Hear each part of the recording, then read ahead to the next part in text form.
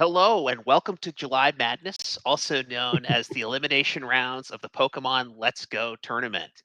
I am Poketax attorney. You can call me Poketax. I'm joined here today by Yazarian. Hey, Yazarian. Hey, really excited for today, the first semifinal of the tournament. So moving on from the Swiss rounds, pretty excited here today. Absolutely. And we've got a good one in store today. We've got Headstrong, we've got Randalleatscheese, and we've got Furious. So we've got three very accomplished runners. Let's take a look at where we are in the tournament, how and what this setup looks like.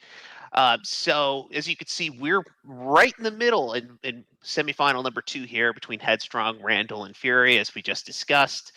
Um, Tomorrow night will be the semifinal number 1 that you see up top between New Amber, Tucker, and Ergote, and then followed by the final semifinal, which is on Thursday between T-Pat, Etiquette, and Head Bob.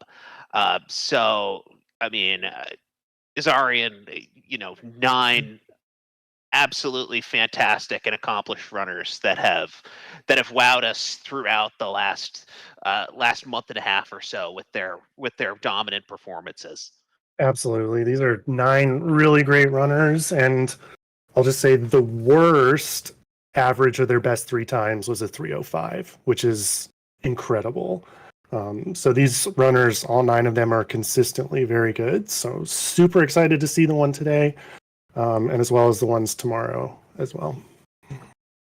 Yep, absolutely. Can't wait to get things started, and we are just about underway. Just about to get underway here. Mhm.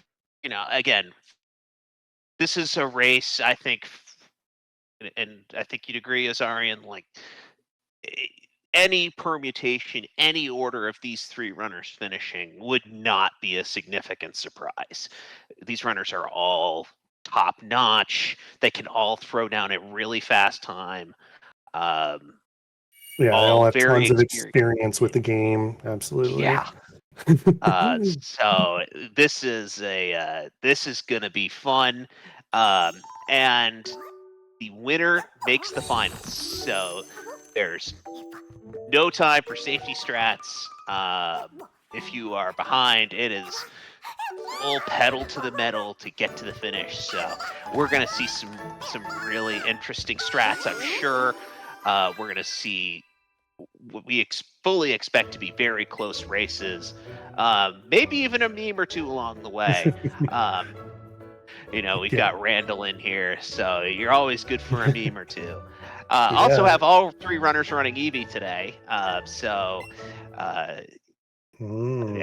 and we're there off. So Surprised no our Pikachus. And I know our Randall let's goes go. back and forth a lot on his choices there, but straight Eevees today, so that's exciting. Yeah, keeping us entertained with the Eevees. This is why I'm glad I did an Eevee run last night just to keep myself on my toes, because normally I'm a Pikachu runner, but this is one of those moments where you're like, oh, thank goodness. Thank goodness I got myself back up to speed. So, uh, but yeah, just introductory comments for anyone who might be newer. This is Pokemon Let's Go. I was just say Pokemon Let's Go generally, but this is Pokemon Let's Go Eevee because all 3 runners are Eevee. There is a Pikachu version of this game, and it was released in 2018, and it has some really cool features. You use, among other things, the Joy-Cons to catch Pokemon. You getting a lot of experience from catches is kind of a major deviation from a lot of the other main series Pokemon games if you've watched them.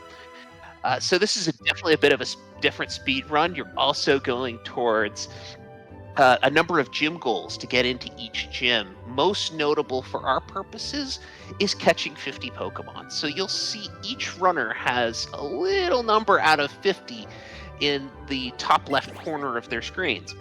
And that represents how many Pokemon that they have caught And that's notable because in order to get into Koga's gym, which is the 7th gym each of these runners will do, they need to have caught 50 different species of Pokemon. So our runners will be keeping very close tabs on what have they caught, what are they still looking to catch, what is their planned catch route, and we'll be keeping you informed on that as well.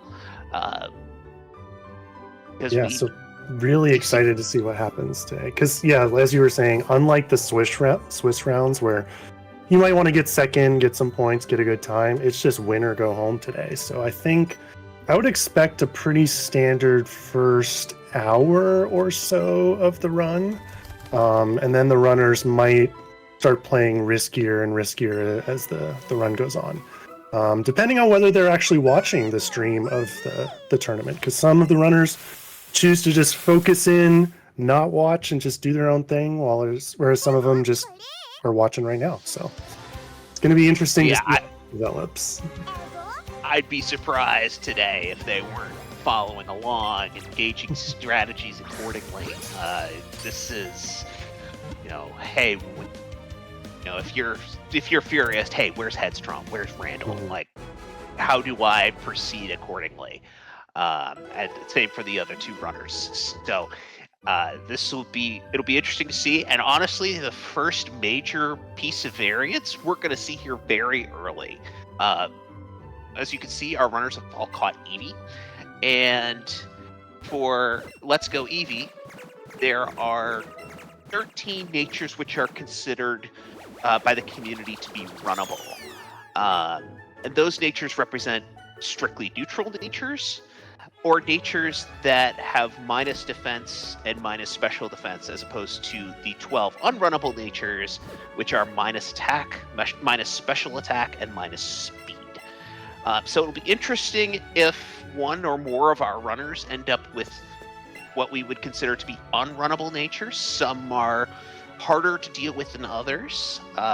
Generally speaking, for Eevee, minus attack is kind of looked at as terrible. That's not ideal. You do not want to see minus attack. All right. Does anyone check in the lab? I expect they're all just going to run and go with it. I would think no backup for Randall, no backup for Headstrong, no backup for Furious. They're all just going. All three are going. No backup files. No fiddling around with backup saves or messing up loading backup saves. Shout outs to this lovely commentator who may have done that in the round 4 race. So we'll be able to see their natures at the Caterpie fight in Viridian Forest. So we got about 2 more minutes until we can deduce what nature they are. So we'll try to get, with the help of chat, maybe a good read on the stat lines for each of the EVs. I could do it for 1, but I can't do it for 3. We're going to probably see all 3 of these at the same time. So, I mean, Yazari, you and I could probably divide 2 among ourselves and maybe have chat do the last one. That way we will be able to. We will be able to see their attack, though, for the most part, against the Pikachu fight first. So that'll tell us if it's minus attack. We'll be able to tell right away. Neutral will be able to tell right away, and plus attack generally too. So that one we can sort out early, but then the other stats we're gonna have to wait a little bit. Yeah, all of our runners getting through Route 1 unscathed. Some a little faster than others because this is a fun, interesting game where all the Pokemon encounters are in the overworld, so at least you can see them, but they can sometimes, whether it's just run into you or pop out of nowhere. Or if they're Pidgey, they just turn their path completely 180 just to run into you. Pidgey and Zubat. Or Onyx, it just goes directly out of the ground and spawns on top of you. That there are 2 guarantees to this game. Things like that happening and the motion controls wreaking havoc. So we'll be on the lookout for both of those, I'm sure. It's as good as you can be in this game, there's an element of variance to it. It's what we like about this game. No 2 runs are the same, but it's also at times what gets our hairs gray, right? Why is the game doing this? All right, so we're starting out with the Pikachu fight. This is usually a pretty standard 3 to 4 turn. Looking at the attacks here, Headstrong's does not look good. The other two look like they're standard. It might have just been a bad roll on Headstrong. I think it was a low roll. I think they might all just have neutral attack, which is a good thing. We don't want anyone to have that bad luck of minus attack. Everything else you can make work, but minus attack is brutal. I guess you can technically make anything work, but you know what I mean for a race perspective. Right.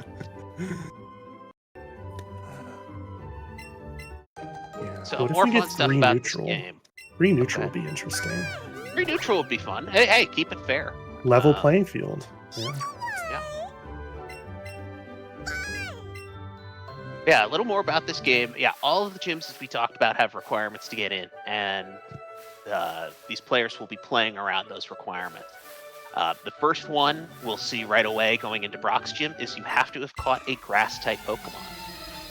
Grass or a water-type Pokemon. There are no water-type Pokemon available to you unless you've traded. Yozarian, I'll take Randall's screen if you want to take like Headstrong or Fury. Sure. Okay. It's not yet though. It's gonna be. It's not like Pika. You don't get it till the Caterpie. Why does anybody You'll be run one this experience game? short. Why? Why do they run this game? Anyway, diatribe over. Yeah. Oh, that's funny. For some reason, Eevee gives 1 more experience than Pikachu does, so Pikachu levels up in that fight. But Eevee, you have to wait till the Caterpie fight. Yeah. Eevee gives 1 more experience. Yada yada yada yada. That does not make Eevee the better game. I will not hear objections or viewpoints to the contrary. Right, another lovely patch of grass that our trainers all make it through. All right, so now we're going to the much anticipated Caterpie fight. What will the natures be? Again, we expect neutral attack for all 3 just based off of how those Pika fights went. We're hoping for not minus special attack and not minus speed if we can help it. Yeah. Alright, I'm taking a look at Randall. Just so focused, I can't commentate while I'm in suspense here. It's the string shot, double string shot for Randall. Okay. What have we got? Okay, so that is minus speed.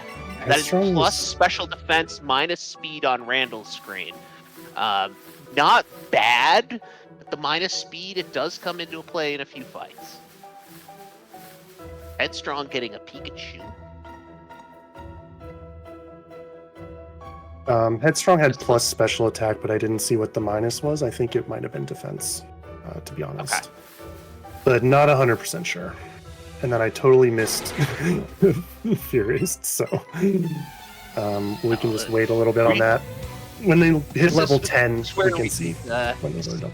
6 eyes instead of 2, right? I mean, you can only see so much at any given time. But hopefully chat will help us out as we go. So Headstrong does go ahead, gets that Pikachu, and then runs into another Pikachu. No! Little instance of catch chaining in this game.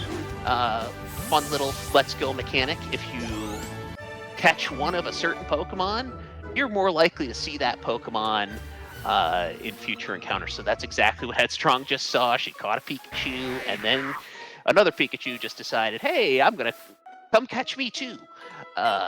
So quickly had to run from that. Players are getting a lure. So they'll use this. This increases the rate of Pokemon encounters. And it not only that, but it also increases the levels at which these Pokemon can appear. Generally, you're only getting level 3 through 6 here in the forest, but with the lure, you can see Pokemon at level. In fact, we'll see Pokemon at level 7. Fury with a level 7 Pikachu. He's going to go ahead and catch this first. Oh, Randall with Breakout on the Caterpie. Brutal. Let's see if It's okay though. It's so early. This is a tough catch with 1C. If yet it gets in. Oh my god, what? Breakout for Randall. Okay. Caterpie's trolling. Caterpie double breakout. What the F? Double breakout on Caterpie. That is slow. That probably. Ironically, I think he was also going for. I think there's a glowing Caterpie above him that he was going for, and I think this one popped up instead too. That's real unfortunate. Ruining the day there. Oh, it's glowing Weedle. Okay, that'll make up for the experience. Not the time, but it'll make up for the experience. Right. Yeah. Each breakout like that is about, give or take, depending on how fast you throw the ball, 10 to 12 seconds.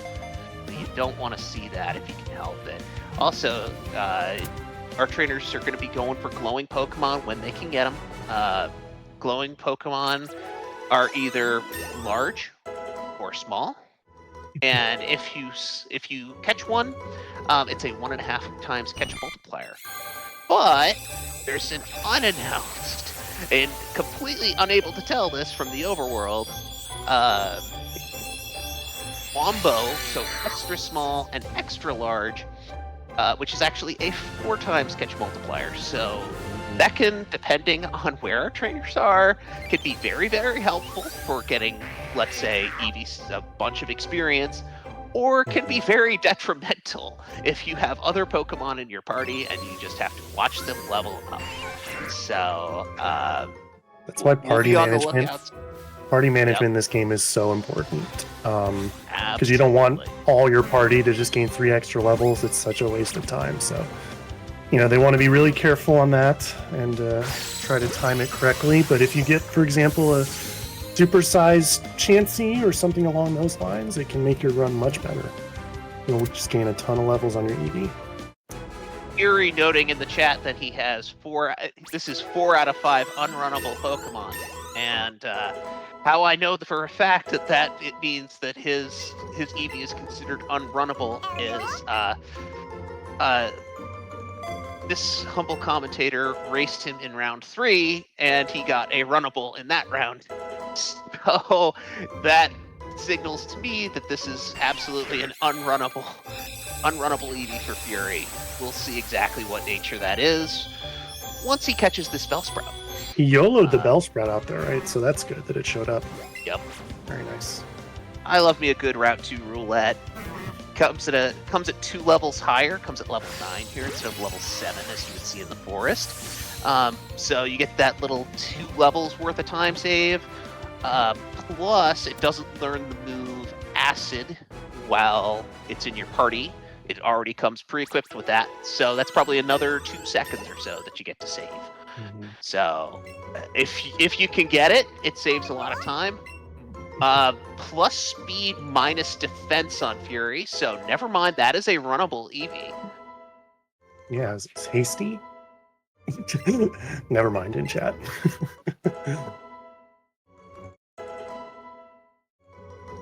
And headstrong. There's Bellsprout. Didn't she already have Route 2 roulette? No, Randall already had the Bellsprout, I think. Yeah, Randall, unfortunately, it looks like he just missed the one-shot there on that Metapod. Usually at level 10 you can get it, but it is a range, albeit just a favorable one, so unfortunately not getting it there. And Headstrong's neutral. Headstrong is a neutral nature, so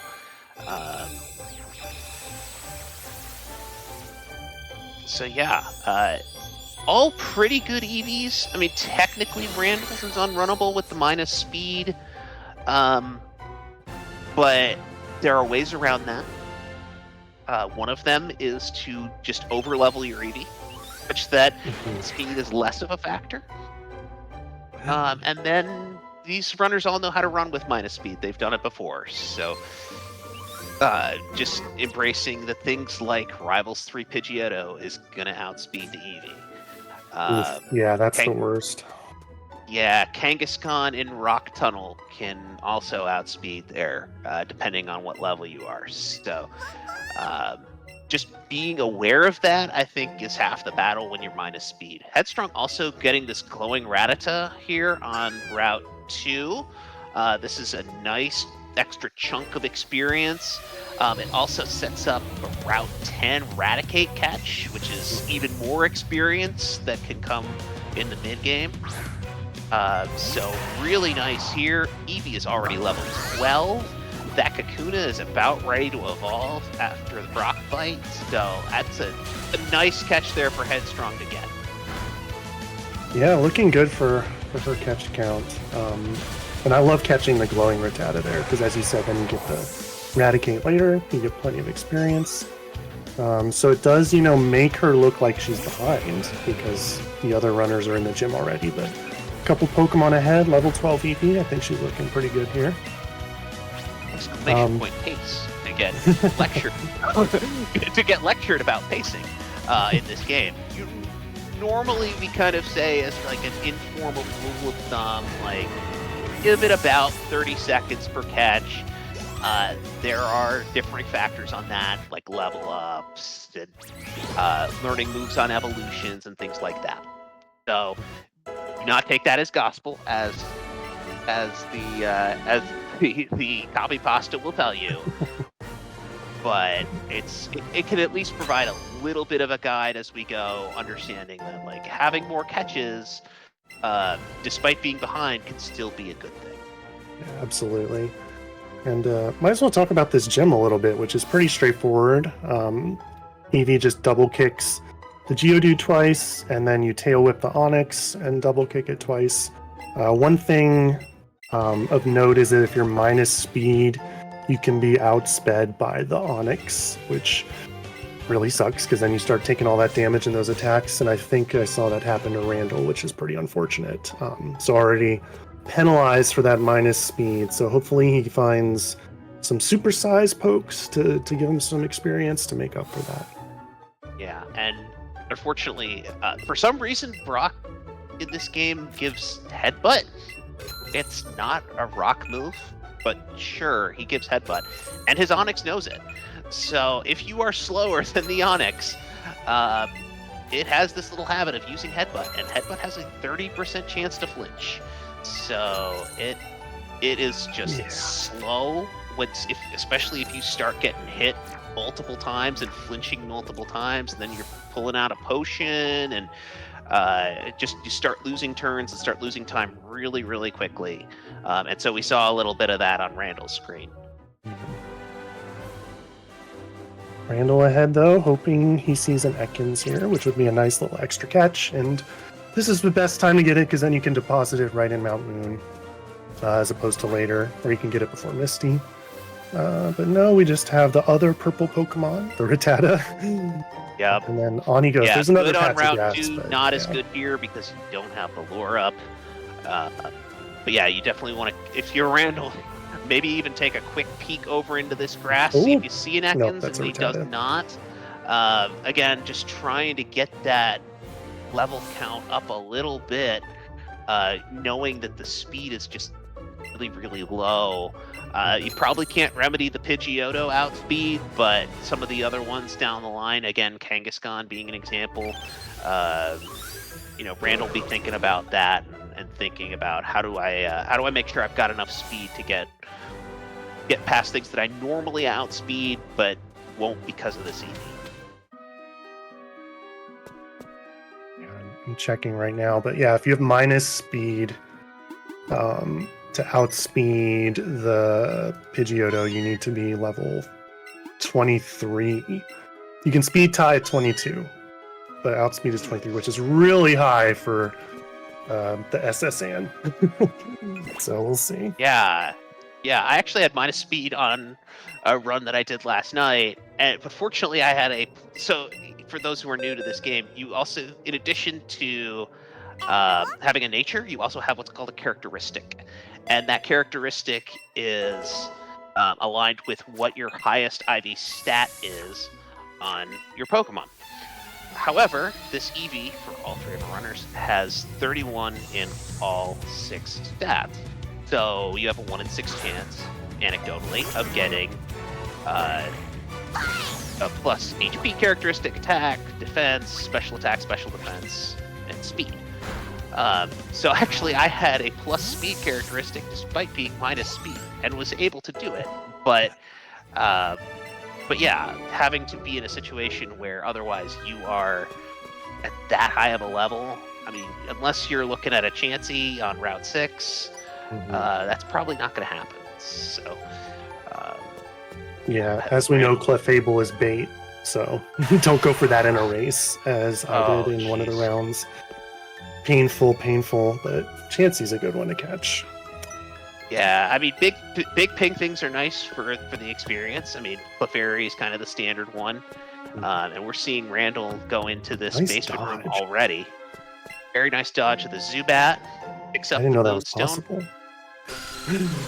The Zubats are just—they're mean. They will follow you. They will find you. Wow. Oh, there's a Paris. Randall with kind of a rough set of spawns here, getting the Paris, which is good. He's also way ahead, so you almost consider just leaving and moving on. I mean, I don't think so, but you could, because he's just so early for the chance to get a double Moonstone.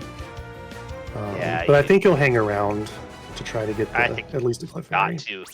I think he's got to in this circumstance, because he cannot have a situation where that lure expires, and he's going to get both Metapod and Kakuna in this room as well, so that'll burn a little bit of time for him. That's true. Good point. Better spawns for Fury. He's got a Geodude and a Paris down in his basement. Glowing Geodude as well, which is unfortunately, a bit of a cringe Geodude cycle, but he's just fine. Nice timing, despite that being second cycle, and still is able to get the excellent. Such a satisfying throw on the Geodude, getting that one. Takes a little practice, but once you figure it out, super satisfying. You get the excellent right as the circle shows back up. So nice throw. Oh, rough basement for Randall. Randall does get a Geodude. Yeah, that's good. So that's helpful spawn for him. Let's see. Another cringe pattern. Cringe cycle here. Okay, does get the excellent, and that is, as we've been talking about, very important for Randall. He's got to be getting all the extra experience he can get with that minus speed. So good for him to get. He will absolutely be looking for a Clefairy here. Yeah, his Kakuna's going to evolve. Yep. Also looking at a bunch of bats and getting a Geodude and a glowing Geodude at the corner. So Headstrong has probably had the best RNG so far, and you might say the rich get richer.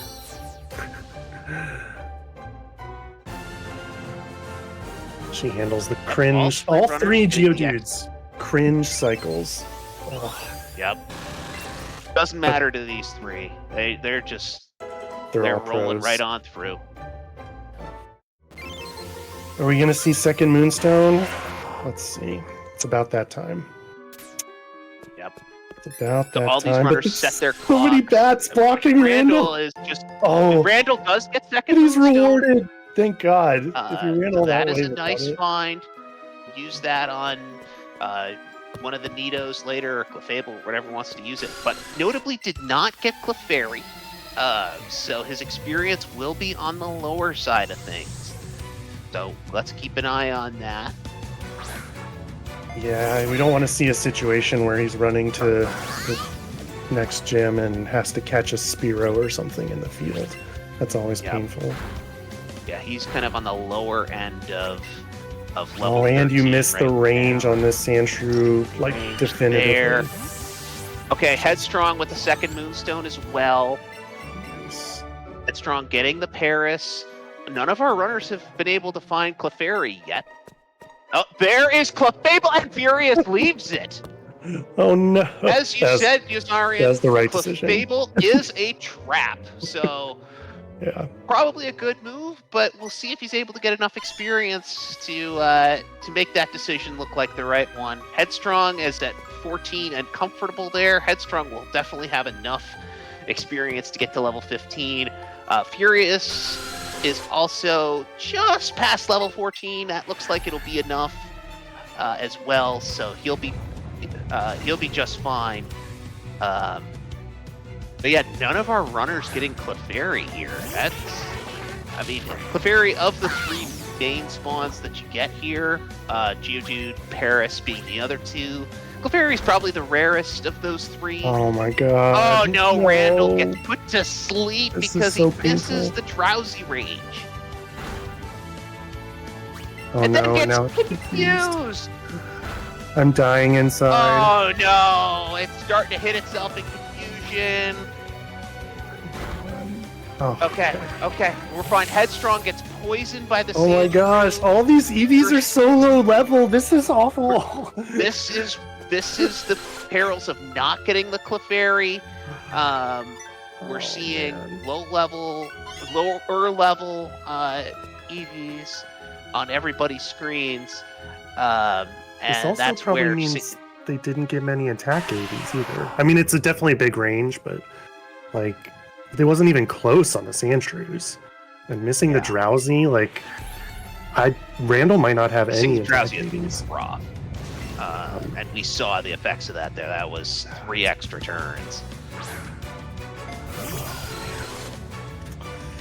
We need some Clefairies to show up Yeah. ASAP as possible. Yes. Oh, And EV Randall poison. notably still at 13 here. You know, you worry about this situation. Even a Clefairy at the wrong level. Oh, And he's going for the it. Clefable. He finds off screen. Okay. It's not That lured. was It's level 7. This level is good. 7. That should remedy the experience problem. Let's see him go to double grades here. I got a good feeling. Come on. Come on, Hey. come on. It should be. Come on, I don't know the exact chance, but pretty high. 81%. Thank you. All right. Randall Oh, gets okay. the Clefable. 647 EXP. He's gonna stop it's a sweating lot of now. extra levels because he didn't deposit before that. So we're going to be sitting through some level up screens. But the more important thing is that EV is 15. Gives you some better ranges for the Jesse and James fight that's upcoming. It lets you into Misty's gym. So I think he'll sacrifice the level ups he's sitting through right now to get that Yeah. experience. So I'm just imagining the find there. huge sigh of relief from Randall, because I bet in his head he was like, okay, do I do the bridge? Do I catch like Spearow in a low level Psyduck? Like, what do I do? Because he wouldn't even be close to 15. Yeah, in that circumstance where you're not even close, I think what Randall's strat probably would have been is there is actually a rare candy in the backyards of one of the houses in Cerulean. You can go grab it, level up your Eevee to level 15 from there, assuming you get to level 14. Right. But that would probably be the strat otherwise. So I think the other strat is just to power down your Switch and call it a day. yeah, and just run for the hills. But in a race like this with these stakes, these runners want to keep on rolling. Headstrong's Eevee's looking good. Headstrong's Oh wait, EV no, does wait, what? not get- Oh my God. does not get the Magnemite range because it's at level 14. It's a 70% range. Was the first hit a but- crit? That looked weird. Like the first hit went so far down. Yeah, it looks like it was a good roll, then a really not. Randall's getting confused again. This Eevee is living in a state of perpetual confusion. Oh man. So Fortunately, Fury looks like his fight's going okay. This might not one-shot the coughing. oof. It does not, Man. but actually ends up being a benefit. So he can just quick attack and then potion here to get to full health for Misty's gym. So he'll be just fine. And this will give him 15, so he'll be just there Yep. too. Man, this is rough. But if anyone can handle these, Eevee. it's these runners. But man, That Eevee's a little rough too for Fury. 35 attack, 31 special attack. That Goldeen is in all likelihood not going to go down in one hit. Yeah, these are Eevees of all time. Here we've got Gazarian. I just can't. So many of them. All three of these runners would probably have reset this run like 15 minutes ago. So this makes it a much more exciting race. You know, at least they're all pretty similar in their situation. Yeah. By the way, getting word on that Clefable was an 81% catch, given the double grates and the raspberry with the excellent throw. So not a guaranteed catch for Randall, but a really, really good one that could really change some of the fortunes of this run from where it was headed. All right, let's look at the stats here. Yeah, I'll take a look at Headstrongs while you look at Furious.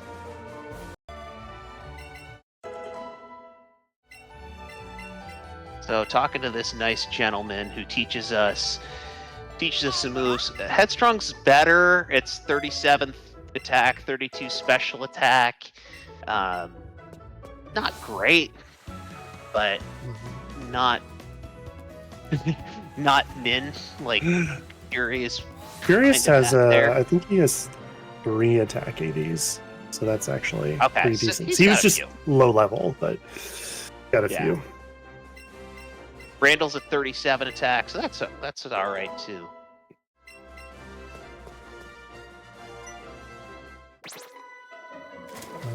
So, just for background, for those who might be newer, no, Randall has 33 attack. And 31 wow. special. Read that. So yeah, 2 special attack AVs and 1 attack AV for Randall. I missed Headstrongs though, but yeah, Headstrongs was pretty good. It was 37 attack, 32 special. Well, Headstrong has probably the best EV then. The rich get richer. We see Furious miss the Goldeen range and get confused and hit itself in confusion. Oh my gosh. So much confusion today. It only costs the 2 turns, 1 for missing the range and 1 on the confuse. Headstrong misses the range too. Headstrong also missing the range. That may not be enough health for the Misty fight. I think she's going to want to go ahead and potion that back to full health before this fight.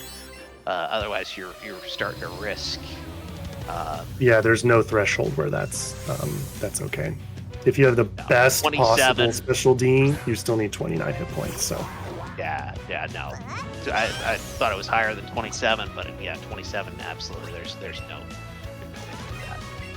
Now we're just gonna hope they don't get burnt, because the most annoying thing is if you heal right before this fight and then get burnt and have to go into your box again to heal. So yeah, let's hope that doesn't happen. 30% chance to burn with Scald, which feels like an 80% chance to burn with Scald, because it seemingly happens all the time.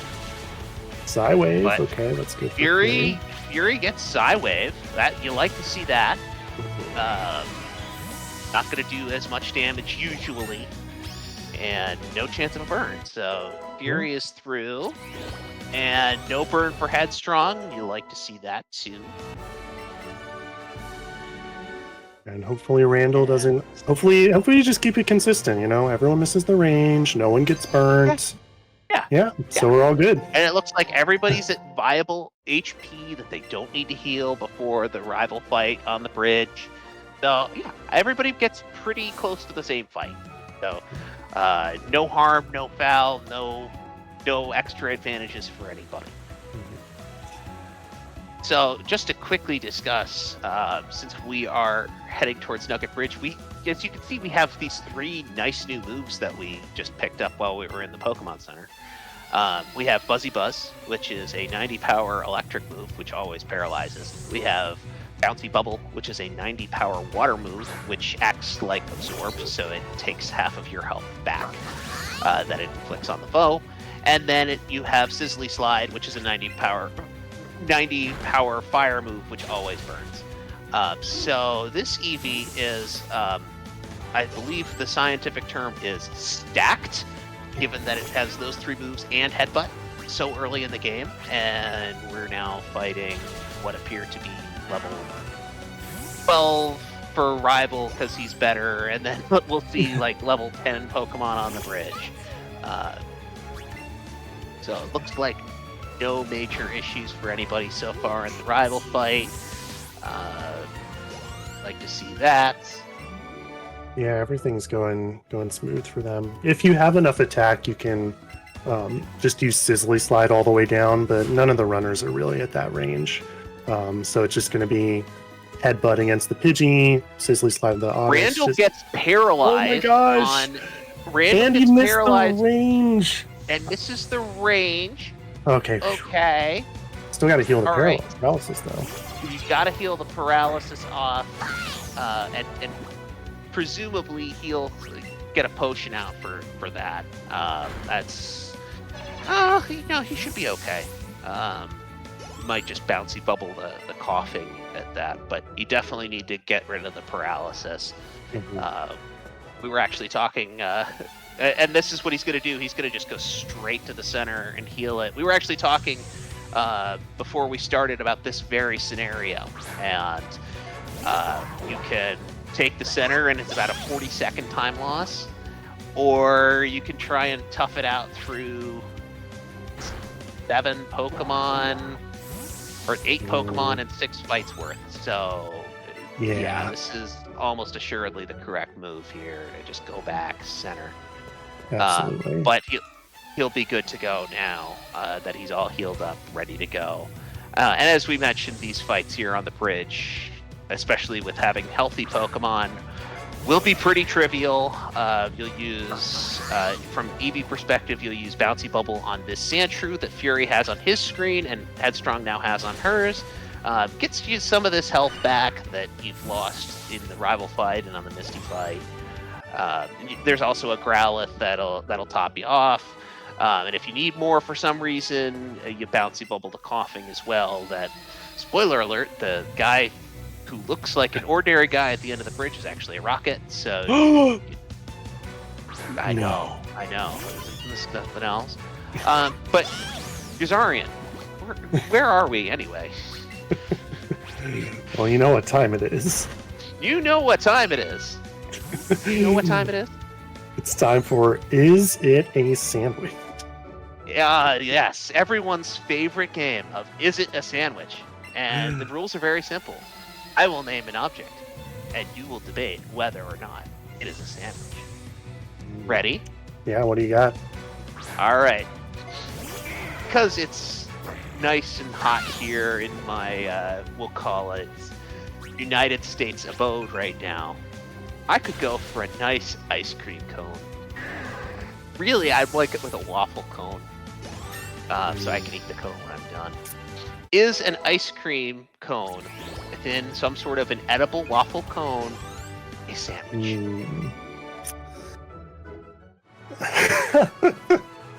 I'm trying to think of an argument for yes. I guess it would be that the cone surrounds the bottom part of the ice cream, right? Yeah. Sounds convincing to me. I think because a larger portion of the ice cream is not in the cone, it does not count as a sandwich. I think the 50% cutoff is what it is. Okay, so let's say I don't know, I'm trying to shed some, I'm trying to turn into a leaner Poketax, and I say, okay, well, I'm only going to put up to the level of the cone itself. Is that a sandwich? Oh yeah, it's basically an ice cream sandwich. Yeah, see? Yeah, sandwich.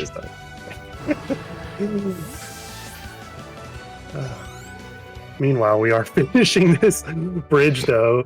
Let's see if Headstrong one-shots this coughing here. Yep. Very nice. And does get the one shot. Very nice. Some Meowth for Furious, but Meowth, it's pretty far to the left. Yeah, that's a little far away. Furious not opting to go after it. Where's the Squirtle? Ooh, that Meowth's a Yeah, little seriously. closer. Headstrong. Yep. Going Yeah, with I think that's a Meowth good call. now that this one's closer. Also noticing really all three of their catch counts are a little bit on the lower side of things. 0. Well, yes. When when we get the tracker error that's set at 0, they're very low. So Headstrong getting this extra Meowth here. Just just having that extra catch puts a little less pressure on the latter portions of the middle game. So, and it was in range, unlike Fury. So why not go grab it? Nice easy catch, and you can deposit it right before round 6. So no big deal. It's pretty easy there. Nothing for Randall really. Yeah, so. Unfortunately, 0 for 3 on Squirtles today. Which is expected, just for anyone who doesn't know. Yeah. Squirtle is like a 0.5% chance of a spawn, and you only get like 2 or 3 spawns if you're lucky there. So that is entirely expected. As Iron taught us, the strategy is to win slots before while you're racing in order to find the Squirtle. That's the secret tech to do it. But I think our runners are pretty focused on the run here today. We've seen a little bit of Randall in chat, but our other two keeping things a little bit more quiet in chat today. So not activating the get Squirtle tech. I like how it's called a tech. It's frame perfect. It is known. I assume there will not be any ditching a bill here today. So. As tempting as I'm sure it is, and as much as they'd love to win the bet, well, you never know with Randall. There might be a meme up his sleeve. He did note in chat that, quote, his race is over for him already. So hopefully he doesn't take that too literally, because we want to see a great race. But there might be a meme up his sleeve somewhere. Maybe not here. No, not here, unfortunately, for the meme lovers among us.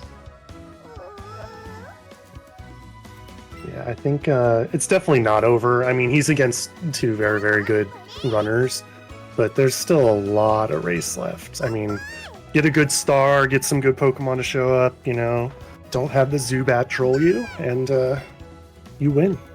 So right, exactly. A lot of time left. This is, I think Randall. I think it's fair to say again, exclamation point pace for the dissenting viewpoint, but at about 30 seconds per missing catch compared to him and Headstrong, right? That's about 1:15 behind. If you were to go all else being equal. Yeah. Plus, actually, you can make up 1:15 really, really fast. Things like Archer 2. Archer 2, Koga's Gym, just some Pokemon not showing up, an Onix popping up in Rock Tunnel, which happens to the best of us. Any of those things, which we hope don't happen, but can happen, could get Randall back in. Because it's this game, do happen. It's again, we said it at the top. It's part of what we love about this game. No 2 runs are the same. The strats, keep you on your toes. Things like Randall going back and catching a Clefable. There's a chance he's never done that before. But it keeps the game fresh and interesting. A lot of people will mark this game as kind of like a randomizer in that respect. More so than a lot more of the rote, here's your route, go through the route Pokemon games. So it's what we love about it, and it can lead to a lot of excitement, and it can lead to heartbreak too. So especially where you have Headstrong and Fury, where these two are going to be fighting it out here, would be my guess, for quite a while. So how many Abras do you think we're going to see? I think we'll see one. I think we'll see one Abra. Safe bet. Yeah. I think we will also see one Chansey. Ooh, I hope so. We saw Jigglypuff, which is important for Fury. Yep. Very quick Fury evolution. was the one who did not get two. Was the one runner who did not get the 2 Moonstones. Both Headstrong and Randall have them. But still important. You want to evolve the Jigglypuff. You evolve the Jigglypuff into Wigglytuff because it doesn't learn any moves on level up. So you save a few seconds over evolving any of Clefairy or Nidorino or Nidorina. Getting the Jigglypuff, you'll be able to do that and deposit Jigglypuff before Route 9 starts. Hey, let's see what Headstrong's got. Nothing yet. Fury getting the Rattata here. Rat here. I think at this point, you keep the rat in your party and just let it evolve. Especially since this was glowing. That'll be good experience. It'll be nice experience for him. Not Headstrong great, but getting nice. the Jigglypuff. Very important for Headstrong to get the Jigglypuff there with the 2 Moonstones available to her. So nice catch on the Jigglypuff there. Randall is going to catch this Pidgey, which is perfectly fine catch. This will evolve in 1 level to Pidgeotto. It does foreclose Pidgeot later. Oh my god, all Jigglypuffs for Fury. That's it. Oops, all Jigglypuffs. So Fury is gonna leave with the Jigglypuff and the Rattata and Abra! Abra! Look at that. It's like I can read the future. So Headstrong is gonna have to be a little careful in how she approaches the Abra. You do want to catch it if you see it. But that it's Abra almost did like spawn right across from that dude as well. That old man is like looking straight, so you don't want to walk into his line of sight either. Right. So it's and tricky. You gotta be careful. Yeah, it's going to be a tricky approach. We'll see if she can pull it off. My guess is she'll walk to the left around the old trainer, but who knows? Yep, good call. Oh no, it despawned anyway. Yeah, we're despawned. Oh, that's frustrating. Stinks. Dang it. And the Jigglypuff's blocking the path. The Jigglypuff is just freaking out, Jigglypuff. Having a good old time. So you've got to walk right in the middle of these 2 trainers to get this Vermilion, get their vision ends kind of like right in front of each other. So the last thing you want is a Pokemon to have spawned there, just kind of blocking your line. So she just went ahead, encountered the Jigglypuff, then ran away from it. Takes also the time loss. The slowest waddling Pokemon as well, just hanging out. Jigglypuffing around. It started to walk back towards the middle, which is why she ran into it. I think she was waiting and then it turned around. Such bad luck. Randall getting the Pidgey Evo here gets the Pidgeotto. Fury's at 14 going into the boat. Oof. Yeah. 14 at boat is extremely low catch count. It's not untenable. It's fine though. You could still make up for it, but if things like Route 10 start to go in a direction, which boy howdy they tend to, then you start from Fury's perspective of, hey, maybe I need some other options. That was scary for Randall. He was off center and the lure ran out. If I were in that position, that would have been a chill down my spine, thinking I would have hit that trainer, because he was a little off to the right and would have hit the trainer. So actually, you saw him go back and line himself back up. So nice little adjustment there. Yeah, sometimes the timing happens like that, where it expires right when you pass the trainers, and my heart always skips a beat. Scary. Like, oh no, did I mess it up? All right, so Fury into Rival 3. It should be a relatively straightforward fight for both Fury and Headstrong. We're seeing the X special attack Buzzy Buzz onto the Pidgeotto. Then we'll see one of either Oddish or Pikachu come next. Oddish, so we'll see the Sizzly Slide, then X attack. And from here, Pikachu will attack one of Fury's 2 Pokemon. Prefer that to be Oddish, or excuse me, I'm still in Pika mode, clearly. Prefer that to be Bellsprout, but you can live with Eevee taking a double kick here. It's usually not that big of a deal, unless you're already hurt pretty bad or a minus defense. Bellsprout, so perfectly good fight. Headstrong has 1 P out on Pidgeotto. Okay, now bringing the second controller in. So that's the standard. That's your standard Rival 3 fight. 3-turn fight. There's not much risk involved. Again, you can get hit by the Pikachu. We're going to see the exact same thing over on Headstrong's screen. Where it gets a little dicey, however, is when you have minus speed, as we talked about earlier in the run. And guess who has minus speed? Randall does. I'm worried. So the Pidgeotto has 40 speed. Normally, if you were to have no AVs, that would be a speed tie at level 19. If you can at least get 1, you'll outspeed at 19. Frequently, you'll see like a tie at 18, something like that. But this is minus speed. So we're going to see the Pidgeotto outspeed. It could do one of 2 things. It can, actually the better scenario is it just sees the Bellsprout as something it can just one-hit KO, and it goes for it. I have seen it use Air Slash against the Eevee once, Air Slash or whatever, against the Eevee once before, scenario. and I was like, what the heck happened? But usually the best case, scenario, as you're saying, is it kills the because Bellsprout. What you don't want to see is, I'm not going to say it, that. You don't want to see the sand. Yeah. That's just, so Eevee that's awful. now has a 2 in 3 chance of hitting its moves instead of a 100% chance. So this fight gets a little bit dicier now.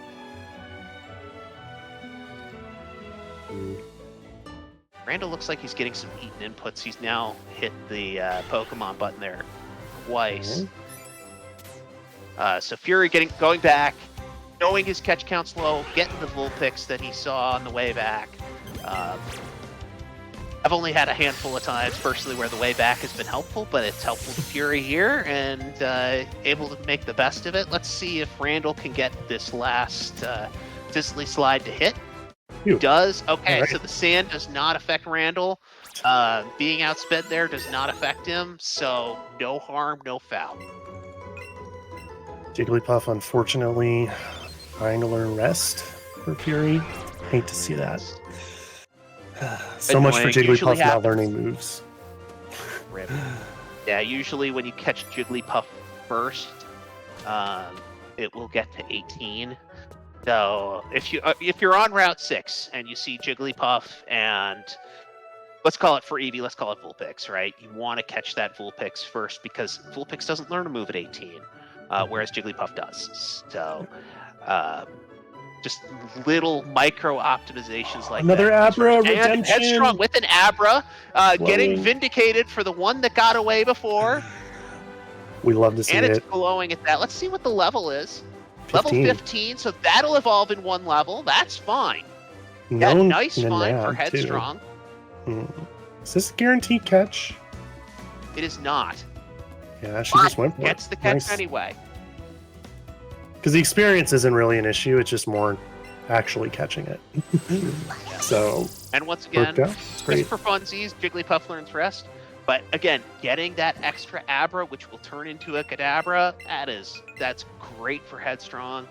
And putting a little less pressure on that, the latter stages of the middle game, where you're trying to get to that 50 Pokemon catch count. So, just at this stage, every little bit helps. And note now, we have Fury getting the Wigglytuff, and you can see we're already getting there in terms of catch count, right? Like Fury now having 16, Headstrong now having 17.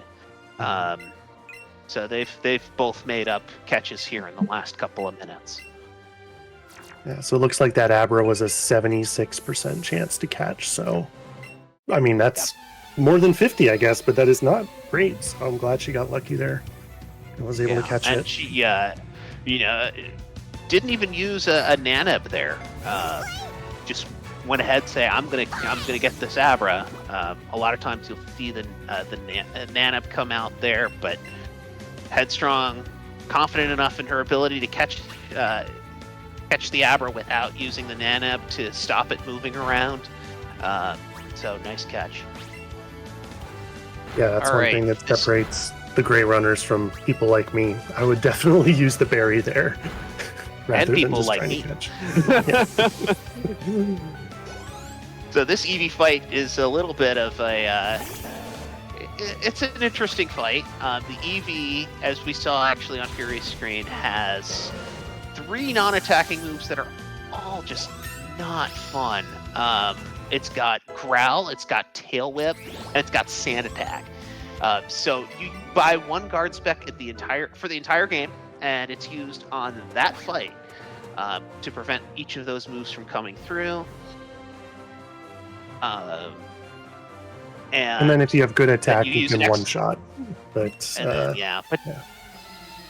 so it's a heavy setup fight, for a 3 or 4 turn on the Eevee, and then you see the Tail Whip for Headstrong protected by the mist.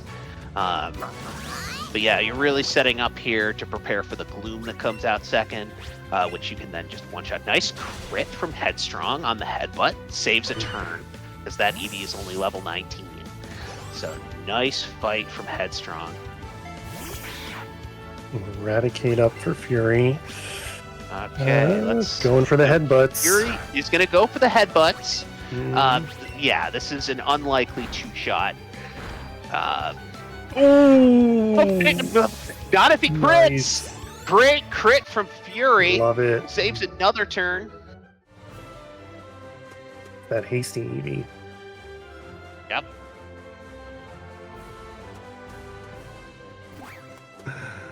So exciting. I love it.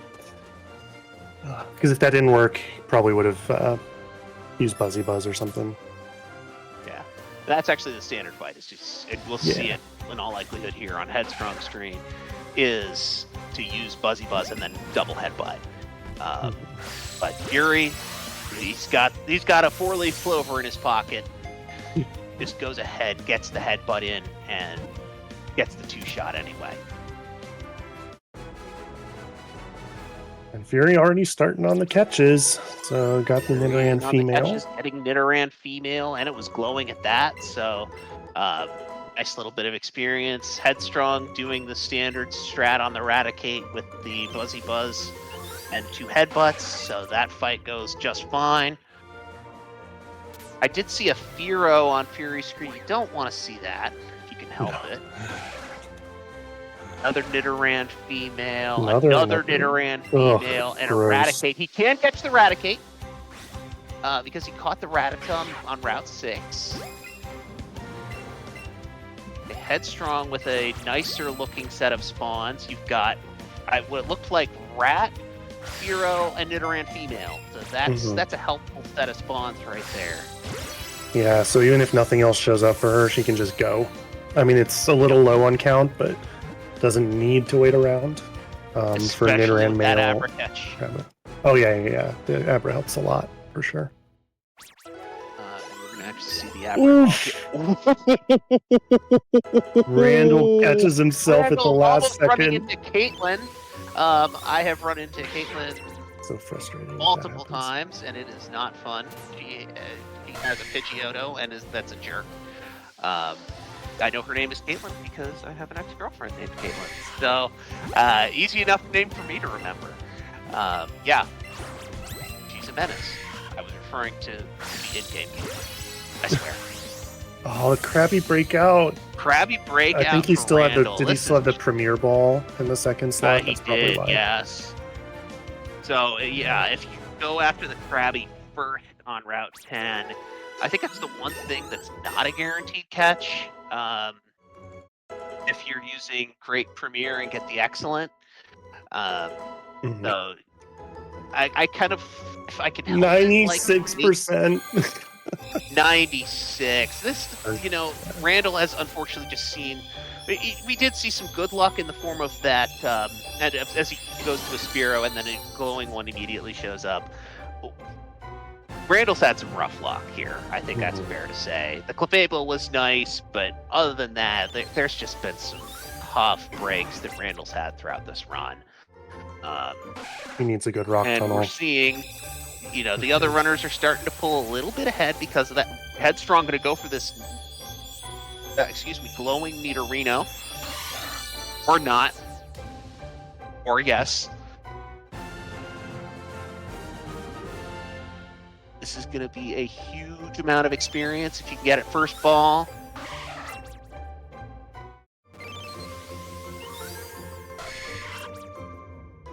Nice, good catch. Okay, gets the Nidorino. That's a Wombo! Oh my gosh. Okay, so this is where we were talking earlier about maybe too many levels on Headstrong. Really nice to see Eevee at 25. Yeah. That's great. Rock Tunnel just got a lot easier. But Bellsprout's gonna learn a move. Oh. Yeah, Bellsprout will learn a move. I think Kadabra will as well. It'll learn Nightshade at 19. So, we could take a walk around the block while this levels up. Spearow getting a couple extra levels. Nidoran female getting a few extra levels. So Wombos, again, they can be nice. Rock Tunnel just got a lot easier for Headstrong. But that's going to take up some precious seconds. Nidoran female learns Super Fang. Yeah, and now we just... Headstrong will evolve anything and everything at this point. Yeah, I mean, it's a time loss for the levels and stuff, but still, this basically guarantees that her Eevee is going to get double edge, so that's good. Yeah, there are points where that can be made up elsewhere, but in the immediate term, you're just sitting there just level up already. Can I skip all these level up chimes? And the answer is no, you can't. Fury notably has Nidoking. You may be seeing some Nidoking strats coming our way here. Normally we see Nidoking strats in Pikachu, also known as the superior game. Don't at me. But potentially seeing some Nidoking strats here as well. So we'll see where that goes. Fury is just going to cut it here at 23 Pokemon. Again, that's a fine catch count. Yeah, we was at 14 going on to boat. He's found his way to 23. That is perfectly fine. Deselect Spearow. Yeah, deselected Spearow, but he did get. He's got both rats. He's got both Nidorans in their evolutions and Nidoking. All of a sudden, it's a pretty good count. Nice fight on the Eradicate there for Fury, getting Crunch. You can potentially go without healing for the Kangaskhan. Super Fang there is not your friend from Eradicate. So you like to see the Crunch there instead. Yeah, both of the other two runners also starting the Eradicate fight. I want to see this rock tunnel. Let's get some Charmanders up in here. Rare Chars unite. And there's a super late rare, early Rhyhorn and a late rare Char for Randall would be nice. That is an Onyx. Onyx. Fury just has to go ahead and run into it. And that's a new encounter for it. That's about a 10-second time loss. Because a new Pokemon will always... There's your early Rhyhorn that you were looking for. Oh yeah, that's good news for Fury. That'll make up for probably then some that annoying Onyx. It's a nice find.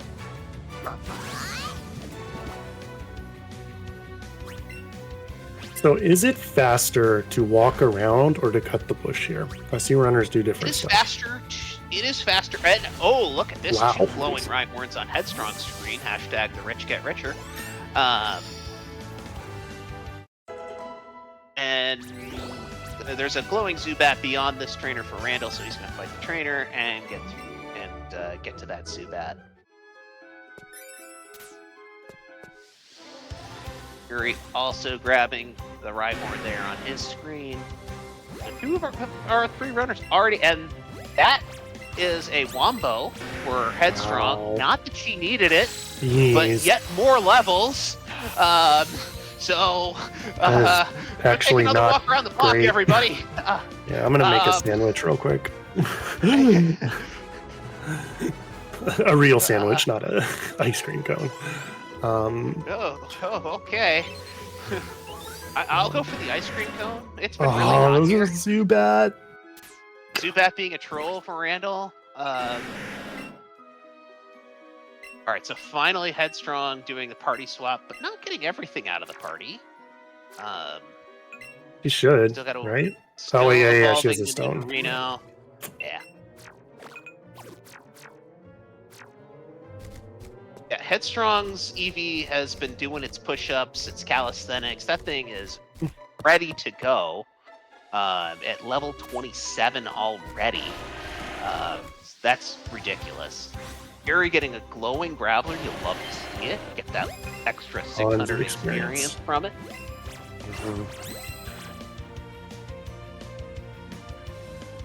If it ever wants to attack, that would be great.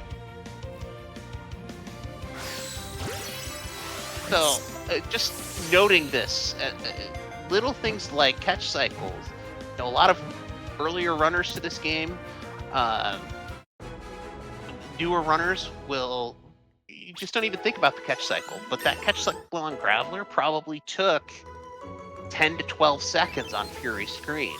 You know, in a race setting like this, where you're heading off, frankly, 2 of the very best. Rare Char! Rare Char for Fury! That'll shut me up. All right. He doesn't Well have an then. Ultra Ball. Here I was talking about catch cycles, and Charmander shows up. Has to do it without an Ultra Ball because he doesn't have any yet. Come on.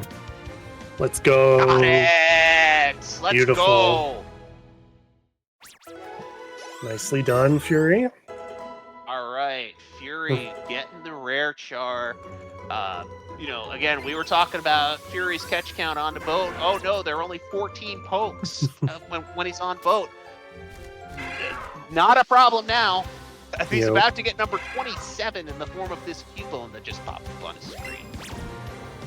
Meanwhile, Randall's going through evolution hell right now. It's his turn. He's going through about 4 or 5 Evos. Yep, he's getting his own ice cream cone sandwich. He still needs that Rhyhorn, though. I'm pretty sure. Yeah, sure does. Yeah, a little version difference between the 2 games. In Pikachu, we rely a lot on Arcanine, so Rhyhorn is less important. Reason number 317,000 that Pikachu is the superior game. Don't at me. Headstrong not needing the experience at all on this Graveler, just rapid fire throws at it. Oh. Unfortunately, man. it breaks out. Yeah, it punched away the first one, and then she just YOLO through, and it broke out, unfortunately. Yeah. Not using the Raspberry, which would turn this into a 99.99%. Oh my gosh. And now we have 2 breakouts. Back to the Raz. Yep, going back to the Raz here. Okay, that's still not a guaranteed catch, but it's very likely. Okay. All right, we are through Graveler on Headstrong screen. Time loss, but still got it at the end of the day, so Yep. it should be okay. Yeah, that's the important part. It's not as much experience as you'd like because it's a great throw as well as not first ball. Both of those are experience modifiers, and you want to get them if you can. But again, Headstrong is in no position to be needing a lot of experience because of not one but 2 Wombo Pokemon she's caught along the way. So she's certainly good in that department. Crit from the Kangaskhan. Okay, worth monitoring there. She's going to be fine here.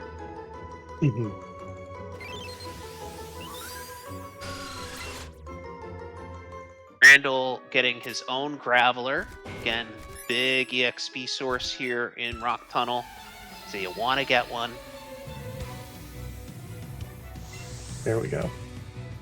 Yep. Beauty.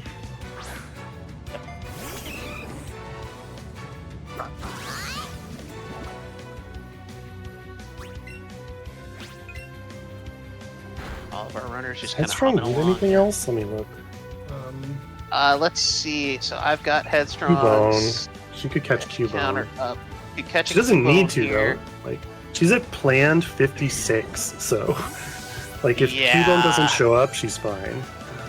And a little advanced tech here. I mean, Cubone evolves at level 28.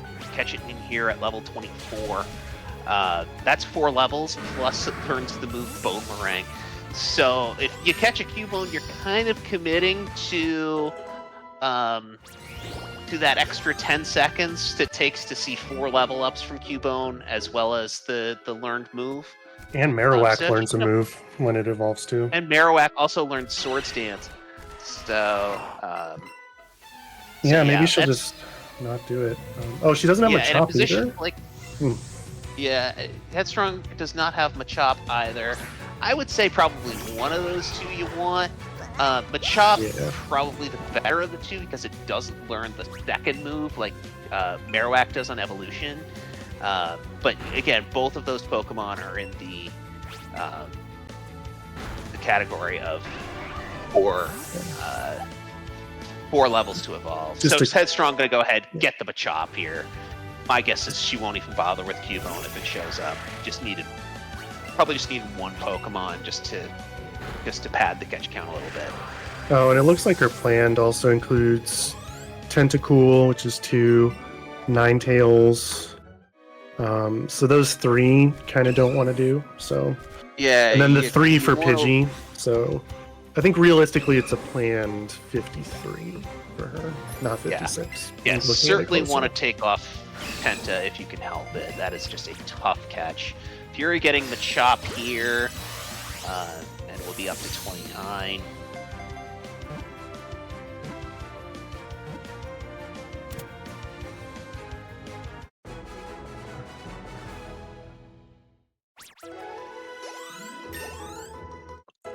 Charmeleon. Actually 30 with the Rare Char Evo. Very nice. Don't see that every day in any percent runs. No. Speaking of things you don't see every day, Headstrong using Double Edge on Sophia, which is otherwise a fight you would set up Rhyhorn. Hey, there's the Rhyhorn for Randall. I mean, he has ventured far into this cave to get it, and so finally getting the Rhyhorn. But yeah, Headstrong saving a turn by double edging, actually ending up on 3 HP to do it. Calculated, I'm sure. Oh yeah, absolutely. Not saying that sarcastically. No, definitely. I'm sure she knew that would happen. Yeah. I mean, these runners have done this frequently. It might have been a range, but at that point you're like, okay, even if my Eevee faints, not the end of the world. I just revive it on the next heal menu. She's got to heal anyway, because that's... Oh, that Golbat. Golbat's just hanging out. Yeah, we saw one on Furious Green earlier. He just was like, okay, forget this. Headstrong actually kind of with a tight spinner pass. I can't believe she didn't get the optional there. That was so close. The trainer turning, right? And the way these trainer turns work is as long as the trainer is still turning and they are not set in position, they will not see you. So Headstrong availing herself of that for this situation and able to get that nice spinner pass and able to keep on going through Rock Tunnel. The Fury is the first one out. Still a little bit of work for Headstrong to do in the form of one battle. Randall's got actually a couple of battles still to go. Randall has a really good catch count, though. So I think that's going for him. Yeah. So he's got that going for him. I would say, I mean, again, Fury being on 30, that's fine, right? Like, when you start getting into the mid to high 20s, you start to worry about catch count.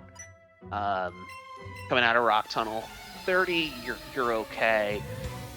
You're sitting on 34. That's really good. Yeah. So maybe able to save some time a little later, just because you won't have to wait around for folks. But I think all three of these runners' catch counts are fine. I would say plot progress, obviously Fury is the furthest ahead in no small part because he's got those 2 fewer catches. But I think even net of that, you're already seeing him on the Rival 4 fight. I would say, getting close to halfway through the race, Fury does have a little bit of a lead. Not much. This is not something you just kind of put in the bag and run with, but yeah, I agree. I think there is a minus speed consider. Wait, no, Fury has hasty. Never mind. Randall has minus speed. Never mind. I was going to say minus speed can still hurt you, but that's Randall's. Sorry, Randall. I confused the EVs. Onyx. Randall is going to go for the Onyx. Let's do it. Maybe having a little bit of fun here. We were talking about memeing earlier. We might be seeing that here. The AOP runner skill set coming into play. Great throw on the Onyx. And he got it. Nice catch. Did not even get a judged throw, but it doesn't matter for Randall. Randall eats AOP. And doing just fine there. Just jacking up the experience there. Yep. Then repels. I like it. Yeah, use the repel. Get out of here without any further encounters. Randall, mark your Onyx. Here I am backseating as a commentator. Yeah. How dare you? I would never. Yeah, he'll get there eventually. I mean, it's one thing if you just oops, I forgot to mark my Kakuna.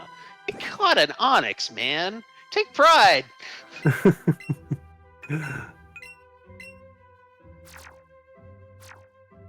Yeah, Fury party managing and then getting on out. Did his EP hit 28 yet? It did, yep. So okay. He actually learned double edge during the rival fight, so Perfect. that will expedite this section quite a bit, starting with this Clefairy we're about to see, which has metronome. Normally, if you're not level 28, you're relying on headbutt, and if it doesn't flinch, that Clefairy can get off a move, and it has one move, and that move is metronome, which means it doesn't have one move, it has, wait for it, every move. So you can get just absurd things that happen. Metronome, counter, metronome, explosion actually is kind of a good one. But just a little bit more variability than any of these runners like to see. So actually Fury and Headstrong will be able to bring their EV out and just say, not today. We're not playing the metronome roulette today. We're gonna just double edge and turn this Clefairy into dust. Metronome is canceled, unfortunately. Yeah. See what I did there with the Clefairy and dust? I'm funny. Golf clapping for you.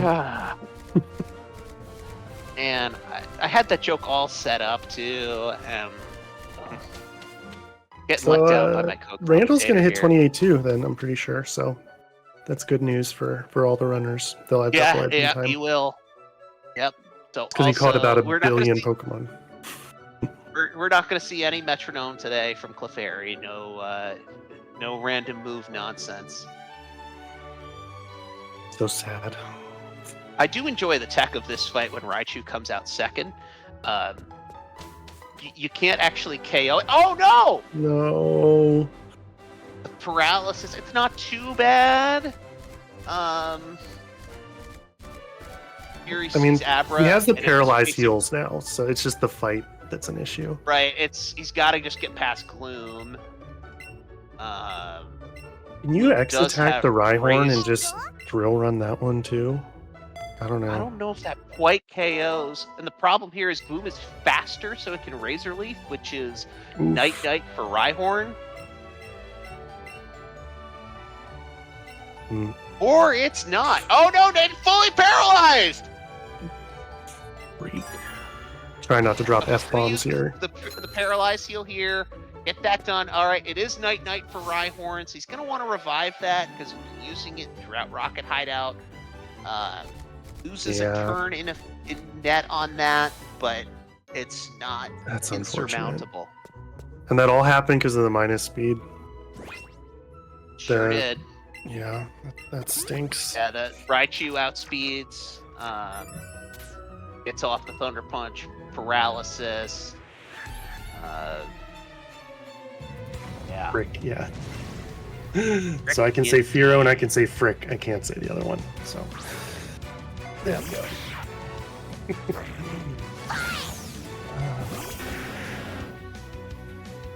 So this is an interesting fight for Fury. There's a few ways to do this. You can do what Fury is doing and double edge drill run. You can double edge X attack the Eevee. That Raticate is just a scary fight. Yeah, I think the standard is to just double edge with the X attack, and then you just kill it right away. But if you're trying to party manage your health throughout this whole thing, maybe you skip double edge to save a little health. Yeah, and that Raticate has Hyper Fang, which can flinch you. It has, I believe it has, does it have Bite? I think it does, which can flinch you. This Raticate is just a troll. Headstrong just goes right for the double edge and KOs. It must just be really, really high attack on that Raticate. It's made up a bunch of time, and this is what we were talking about earlier, Uziron. She lost a lot of time for extra levels from those two Wombo Pokemon. But things like that, being able to take out that Raticate in one shot, we're seeing the effects of, hey, this is a really, really strong, really, really high level Eevee, and it can do some work. Like we're seeing right here, Headstrong going for the 1C fight, an X attack, whereas Fury is doing the slower 2C fight, just largely based off of that differential. Yeah, and it's good news for Headstrong. Is level 30. Oh my gosh. That is a beefy Eevee. There are runs you won't see Eevee get to level 30 at all, and we're already there. We're not even close to the J&J fight yet, so giving you an idea of just how much experience this thing's got on it.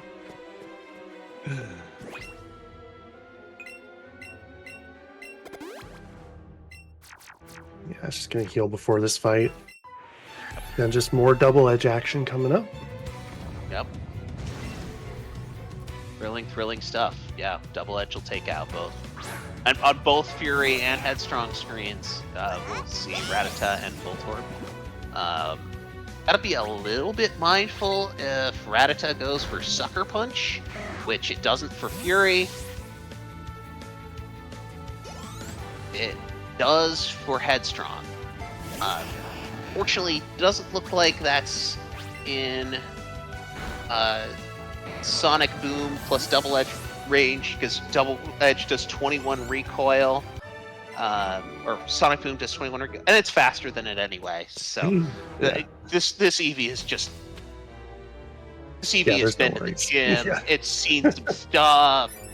It is just rolling right on through. And then it's going to crawl through some air vents. Yep. Yeah. Randall going with the Nidoking strats. Nidoking strats for Randall. One way to make up for the Eevee. Oof. Yep. Yeah, the minus speed Eevee there, and this is where you got to be careful, because that Hyper Fang flinch can start to get dangerous, but not a problem for Randall. And Headstrong getting the crit off of Glitzy Glow, and that fight is just crazy fast for Headstrong. Rich get And richer. now I think it's.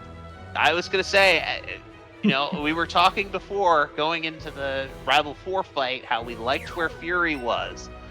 But look where we are now. Headstrong is actually slightly ahead in plot progression, and is one Pokemon ahead as well. So that's where you're seeing this Eevee is just busted. Yeah, her Eevee's going to steamroll all the way through Pokemon Tower. Wait, is that the last? Yeah, Pokemon Tower.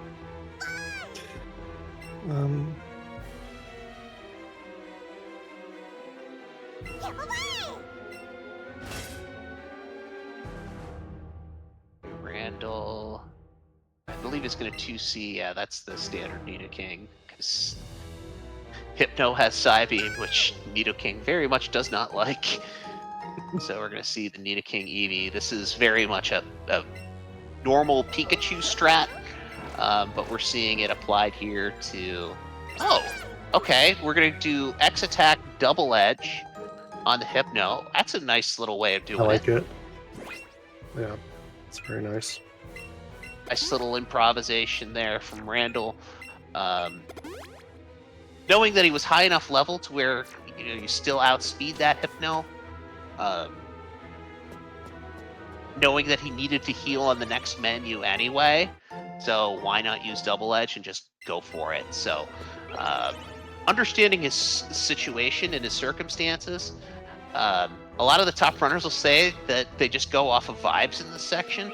I think you're seeing that that's not quite the case here, where Randall knew what he needed to do. He knew there needed to be a menu before the next fight anyway, and he's just going ahead. Instead of healing 2 Pokemon, he heals 1. So nice way of playing that. Yeah.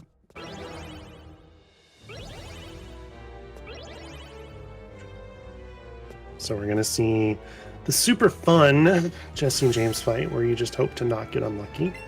Oh, get eliminated! Shoutouts to the 30+ gang. Yeah, the notes literally say, do not get unlucky. And there's a reason for that. You can get double targeted, you can get crit, you can get poison. These folks paralyzed. are, they're fun. They're very fun. So let's see what strats they do too. Looks like we're going to see Rhyhorn strats from Headstrong, where you X attack, then drill run the Arbok, hope to take that out in one hit. Eevee paralyzed, actually gets double target, does not take out the Arbok. So probably should, gonna go for the bouncy bubble here, but not Fury to gets heal it, the though. paralysis seriously. And Eevee gets double targeted. Okay. But lives on 1. Oh my gosh. Also paralysis. Wow, Fury. literally 1 hit point. Oh my gosh. Fury did get the a lot the one cleaner, shot. gets the range. Headstrong gets knocked out. Okay. Bringing in Cubone, she's gonna rely on Rhyhorn for the rest of this fight. And then just understand that the menu's gonna have to come up before the next fight to revive the Eevee. Again, Fury with a very clean J&J fight does need to paralyze heal the Eevee, and does.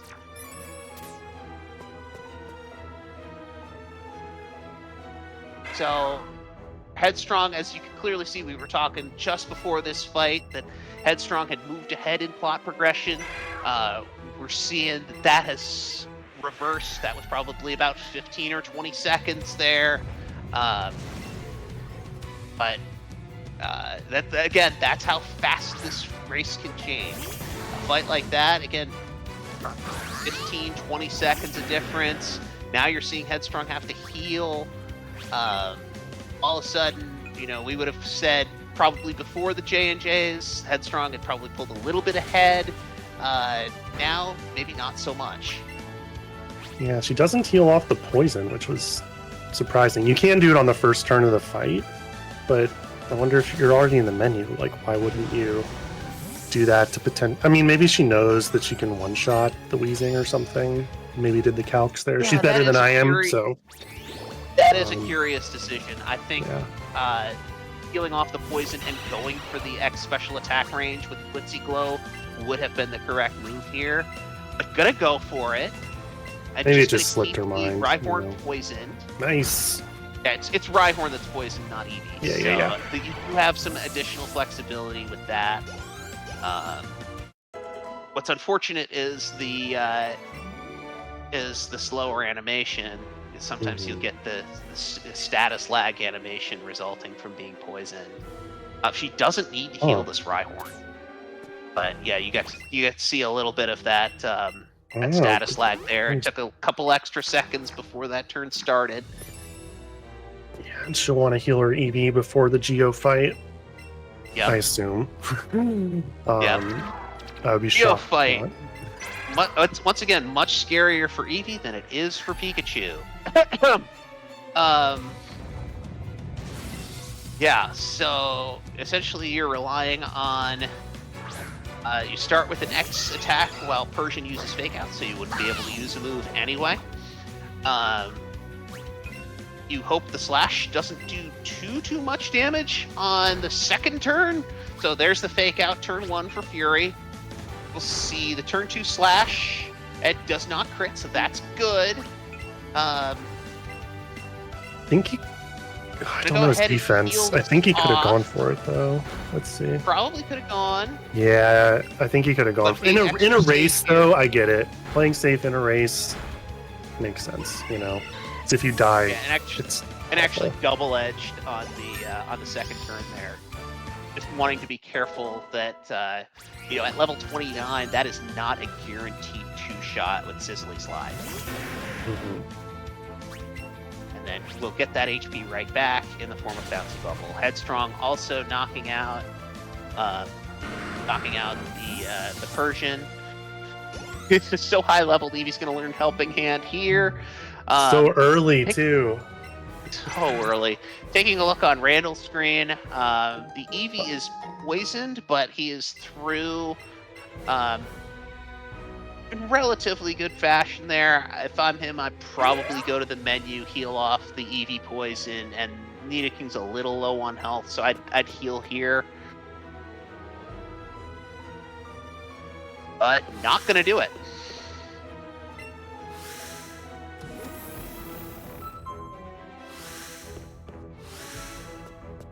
Alright, so as Fury and Headstrong head towards Pokemon Tower, they're going to get the special technique essentially for Fly, so they'll fly right on back to Lavender. We're going to watch Randall and see how his Archer 1 fight goes. Let's see. Poor little poisoned Eevee. Okay, so he is going to go for it. Does not get it. But also having in mind that going for Glitzy Glow turn 1 would actually put up Light Screen. So without that Light Screen, Weezing could actually use, I believe it has Flamethrower, and actually potentially knock out the Nidoking, but that's no longer a possibility with Glitzy Glow putting up that Light Screen. So actually made the best of the situation there. I've never seen that happen, so I'll just trust you.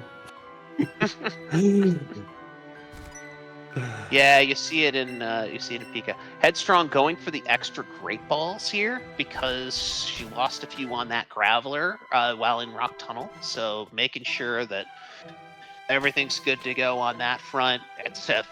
It's not a long talk to the NPC there. It's about 5 seconds to talk to him, but he gives you 20 great balls. So it's a pretty good deal, especially if you've still got some Pokemon to catch like Headstrong does. Randall starting up the Geo1 fight.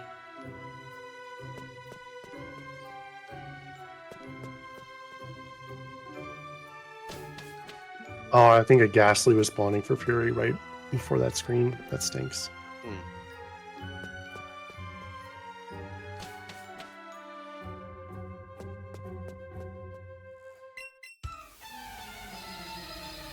Randall, no crit for Randall. Yeah, he should be fine. You want to note that Headstrong got crit on her turn 2, which that's when this fight starts to get a little scary. You just have to heal that off.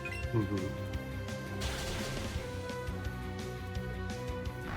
Randall is through the Persian, and then the Rhyhorn is pretty trivial. Just go ahead, knock that out with the bouncy bubble, and that heals you in the process. So, perfectly fine situation there. Both Fury and Headstrong through the first hunter. We have not seen either one of them catch a Ghastly, and on cue, Fury gets the Ghastly. Headstrong goes for the Sizzly slide because her attack is so high. She can save on the animation from Glitzy Glow and use Sizzly slide instead. She doesn't get the Ghastly to show up, but she's going to have to walk through that healing thing again, which I think will trigger again, right? She will. Backwards. No Nanab. Again, not using the Nanab, and ends up throwing away an Ultra Ball in the process. That's going to be something we're going to want to keep an eye on. Especially if this Ghastly doesn't stay in, which it does. So probably has enough Ultra Balls, but really are trying to use those at a premium, especially when your catch count's a little on the lower side. Because you've got to still catch Ponyta, you've still got to catch Psyduck, you've still got to catch Doduo. And those are tougher catches, and you don't want to be necessarily double grading them. Now Ghastlies are just everywhere. Headstrong finding Ghastly everywhere. Actually, Fury had a couple of Ghastlies on his screen as well. They're everywhere. They're everywhere. Never happens on my runs. Yeah, can you save some for the rest of us? Okay, thanks. Fury picking up a Hyper Potion here. Not an uncommon play for a race where especially you're a little low on supers, you just want to have that little extra. I like to have it for Archer 2 if it comes to that. You can be like, okay, I don't have to, get caught in a Thunderbolt loop. I can just Hyper Potion this thing and be done with it. So good little backup safety strat there. Minimal time loss in the process. Yeah.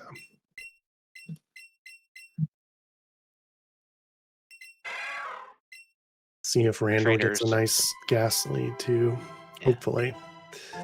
Though he might not. Another Ghastly. Yeah, I'm gonna look at his tracker while you watch this and see what he might be thinking. Yeah. So Fury's gonna start in on Gasp, the J&J 3 fight. Yeah, he just fought them. There's Ghastly for Randall. That's good. Excellent catch count for Randall. He's going to be able to haul it through Route 17.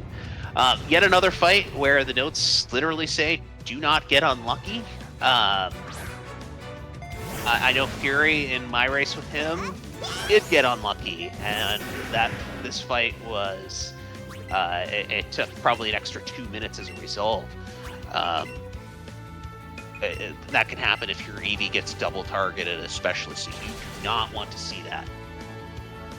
This should be better for Headstrong, I imagine, now that she's gained a few more levels. And was just super unlucky last time. Rhyhorn gets taken out. That's not too bad. It takes a couple of seconds to bring a new Pokemon in, but this is fine-ish for now. You want to heal this paralysis off the Eevee. Okay, still fine. Cubone gets double targeted. Cubone's actually kind of tanky, so it takes both of those hits like a champ. I love how much the camera angle changes based on what Pokemon's out, like Cubone versus Rhyhorn. It's so zoomed out for Rhyhorn. And then Eevee looks huge with Cubone. Headstrong also loses her Rhyhorn in the process. Not a big deal. But again, doing the same thing, bringing in the Cubone, knowing that it can take a hit. Ghastly pop up for Randall running too. into another Ghastly. And Headstrong and Fury are both through the J&J 3 fight. They will breathe a nice heavy sigh of relief after that. Always just a good spot to be like, phew, don't have to worry about this anymore. Frankly, don't have to worry about Eevee anymore because this is the end of the line for Eevee for all three of these runners. Obviously, Randall's still not quite there yet, but Eevee's put in a nice hard day's work and is ready to take a break. So that's it, everybody. That's the run for Let's Go Eevee. That's the run. Eevee's done. Nothing to see here. Worthy of note, I think if I were in the position of these runners, this is probably where I start to kind of peek over, be like, hey, what's Headstrong doing? What's Randall doing? What's Fury doing? Whereas before, it's like, I don't, just got to do my own thing. This might be where that starts to change, where it's like, okay, start to think about, do I want to be using some more risky strats? Am I good just kind of holding the line for now? And I think if I'm Headstrong and Fury, that's probably where I am. Like I'm pretty happy with where I'm at. There's certainly no cause for alarm at this point. Randall might start to think about some riskier strats when the opportunity presents itself.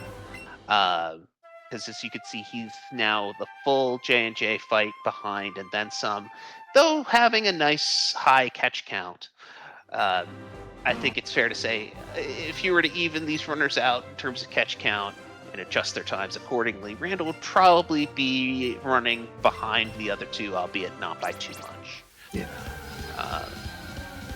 So let's see how, while Fury and Headstrong wake up the Snorlax, let's see how this J&J 3 fight goes for Randall.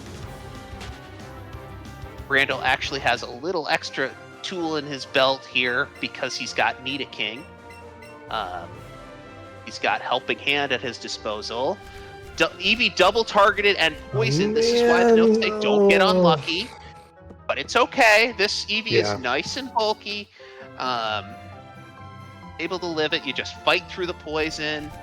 It's fine. Everything's fine. Get rid of the Arbok. Now, Weezing, do not target the Eevee, please. Okay, and it targets the Nidoking. Perfect. So you can actually go ahead. Glitzy Glow, probably Helping Hand here. Perfect. Fury, it's the Psyduck, which is one we getting the Psyduck. Now our other two runners are on to round 17. Fury getting the Psyduck right away. Headstrong getting the Doduo right away. Both good finds. You love to get the Doduo nice and early, so you make sure it gets a level before evolving into Dodrio, because you will use Dodrio later. Maybe. Possibly. You don't have to. You don't have to. You can use give me a Coke. I think we're on the same wavelength or something with Arian. Maybe. Fury sees an Eevee. He will run right past that. Headstrong getting the pony. Great couple of spawns there. Yeah. To start off her round 17. and I like that. A lot of runners will be looking for that excellent at this point on the pony. That's not how these top runners will do it. They'll see the pony. It can jump around right away, so just fire the Joy-Cons at it right away. You don't need the experience necessarily, and you don't want a situation where that pony is jumping from side to side. So nice way to catch the pony there from headstrong. My suspicion is we'll see the other two runners do the same thing. Interestingly, looking at the tracker, Headstrong and Fury both are looking for Pidgey because they can get the 3 Pokemon off of them. I don't think either of them need the Pidgey in all 3 of them, but that would make a huge difference. Versus Randall already caught Pidgey and evolved it to Pidgeotto, so probably done. But yeah, okay, Headstrong, just going to go with Pidgeotto. I'm just going to go for the Pidgeotto. Just say forget it on Pidgey in all likelihood. Again, not going for the Nanip here. It should work out. Still gets Pidgey, nice there. Very nice Pidgey. Great Pidgey there from Fury. Amber makes a great point here in the chat. You wonder if you go ahead and get the Silver Razzes and then grab this Rapidash on Fury's screen. A bird in the hand's worth 2 in the bush, if you know what I mean. Except a pony in the hand or whatever. So getting that Rapidash straight away, if pony's not showing up, is not a bad option for him. We'll see if he does it. Yeah, because Rapidash naturally running way faster than Rhyhorn does, but also just helps with a couple fights down the road too. So sure does. Pretty important. Because you ideally catch Ponyta and then rare candy it to evolve it right away. But if you don't catch the Ponyta, you just get the Rapidash, as we were just talking about. Yeah, and that is a version difference too. In Pikachu, the superior game. You have Arcanine at this point. Fury seeing another Eevee, by the way. You do not want to catch Eevee here because... Oh my god, the Rapidash is like, he's running! I ain't being Make caught. a run for it! But does get is going to go for the Rapidash. Rapidash was in chat reading Bit of a Amber's scary comment. catch. Can someone type the catch chance for this? Yeah, can we get a catch percentage, please? 87. He gets Pretty it. good. 80. That's actually a lot higher than I thought it was. As Headstrong runs into a Dodrio. Do not want to catch that. Of course, percentages don't mean anything. I'm thinking back to Randall's Caterpie breaking out twice. Yeah. Like, awful. That Rapidash also gave a ton of experience. So Fury's going to be here for a few days evolving Pokemon. So meanwhile, we'll watch our other 2 runners proceed down Route 17. There was a Pidgey there on Headstrong's screen, but she did catch the Pidgeotto, so not going to go back and grab it. Ponyta here for Randall. You'll love to see it. Again, that nice, quick, get the balls fired on the screen before the Ponyta can jump. You'll love to see that. Randall is kind of back in it. Like, catch counts pretty good. Just gonna have the Rapidash here. I think if he just goes, like, I think it's pretty close. I mean, Not with all a hope is runner lost. of Randall's caliber, and he even has typed in the chat here that he described his EV catching section as awful. And by his standards, that's probably accurate. By my standards, I would call it pretty darn good. But for a runner of his caliber, who's, you know, he is in the sub-3 club. He's, you know, an accomplished runner. I had the misfortune of facing him round 1, and all he did was go out 302. You know, runners of that caliber are never out of it, and really that goes for all 3 of these runners. But I especially point to Randall here, who has a lot of experience, is the world record holder in AOP, do not count him out yet. Like this is in my view still a wide open race, especially if runners start to use more aggressive strats. You know, that could open the door for anybody here. Yeah, you know, you have a especially because situation we're gonna see their stars soon too, so that'll sure are. play a big role in the ranges coming up and what they're able to do. We sure are. Speaking of which, Headstrong is heading back to Pallet and is about to surf south to Cinnabar Island now. All right, star she time. will be looking for that star. She's also going to be looking for Tentacool. Will be interesting to see. She hasn't been using Nanubs throughout the run. Will she go ahead and Nanub here? Silver Because Raz, Tentacool has this little habit of going from That's side to Silver side. Raz. Using the Silver Raz instead, okay, it does increase the catch probability. Not able to get a judged throw there.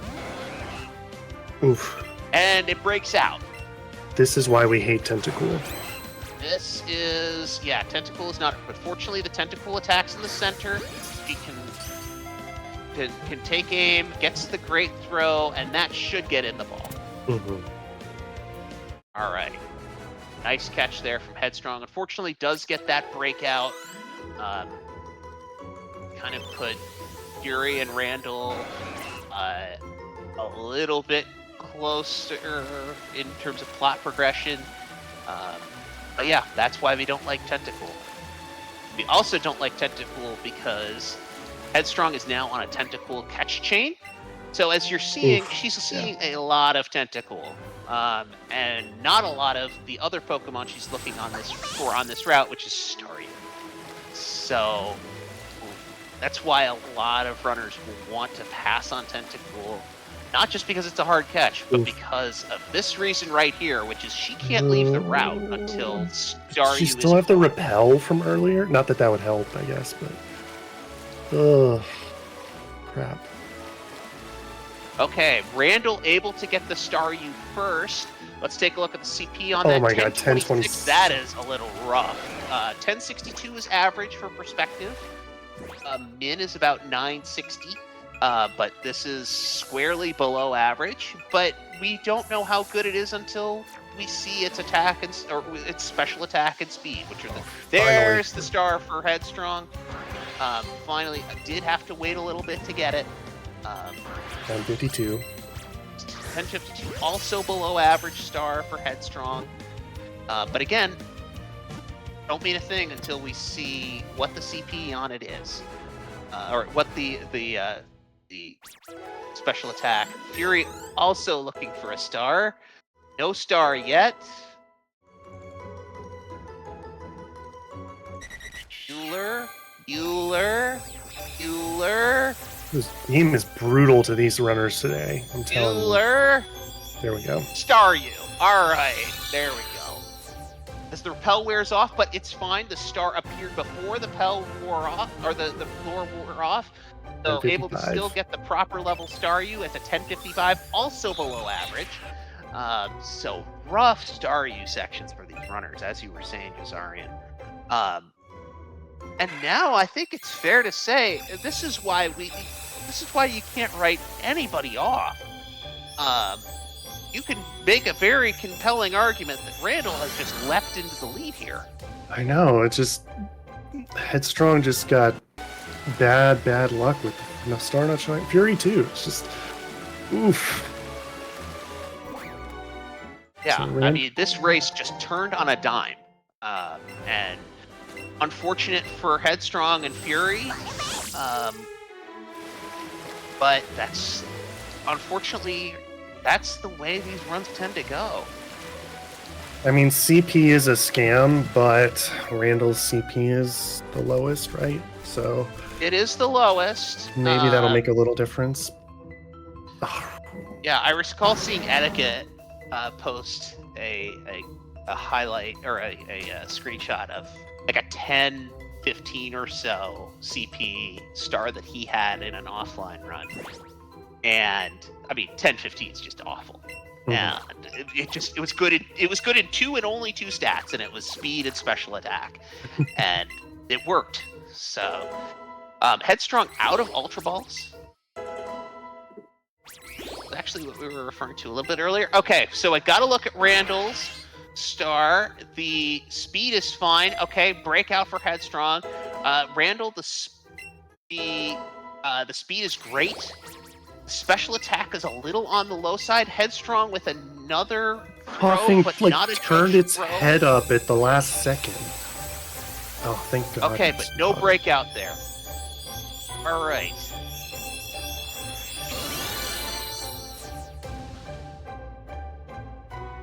So we'll get a look at Fury's star now.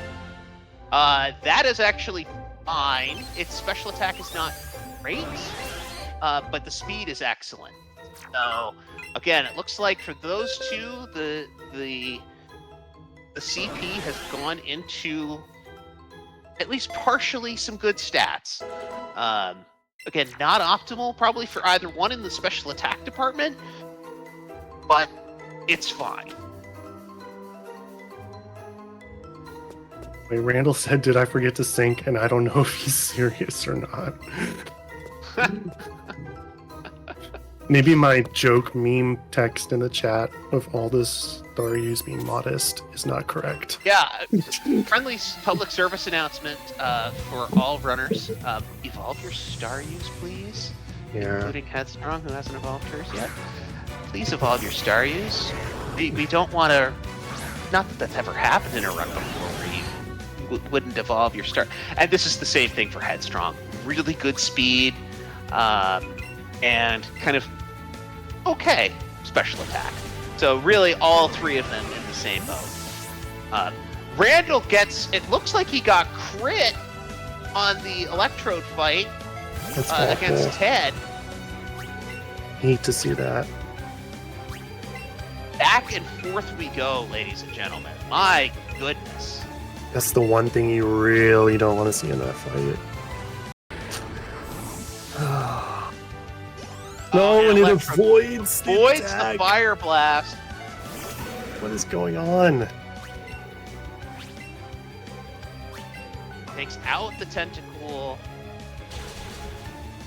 So Rapidash Starmie gets takes out the crit. Electrode with fire blast. Again, this is turned into a very slow fight for Randall. Fury is through the fight.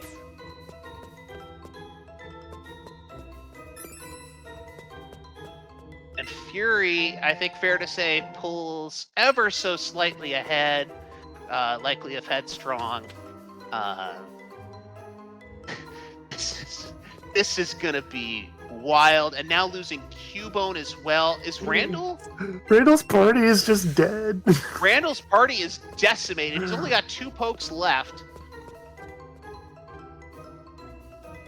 He's got to hit a fire blast. Oh, which he thank you, does, Rapidash. and the buck is gone. This is why Rapidash is important. Yes. So Rapidash able to cover for Randall, but again losing a ton of time in the process. Yeah, luckily, just be able to sleep in the bed and heal up, so... Yep. You know, get to now that it heal back. doesn't matter so Yeah. much, but yeah, that was brutal. Oh, the hitbox of the Headstrong Raticate getting is a bodied joke. by Eradicate. Ugh.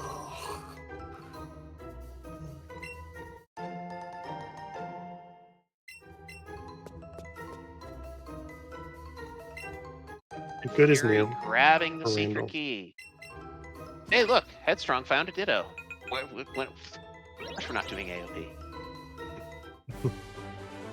AOP is a scam. I think Randall didn't hear me say that. Lately, I've been on the Magmar train. My catches have been so bad, I'm like, all right, let me get that Magmar here. It's a nice backup. Uber is also a scam.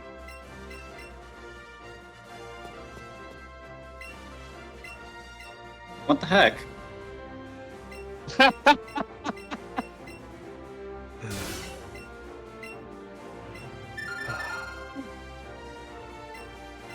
Whoops! I guess he could hear me. Oopsie! Yeah, dude, he's in the he's in the Discord call. See? Hi, Randall. Uh, Uh, let's hope they don't, or let's hope they do know the answers to these questions and no inputs mess up. Yes. And I don't distract any of our other runners into them getting any questions wrong or anything As like someone that. who plays with a turbo controller, this is one of the most stressful parts of the run. Oh gosh, yeah. I'm like listening so intently to the audio cues so I don't accidentally pick the first option. Yeah. I mean, you were going so quickly through the section. I mean, a runner that who may not be named was going so quickly through this section that they tried to do this fight with Staryu.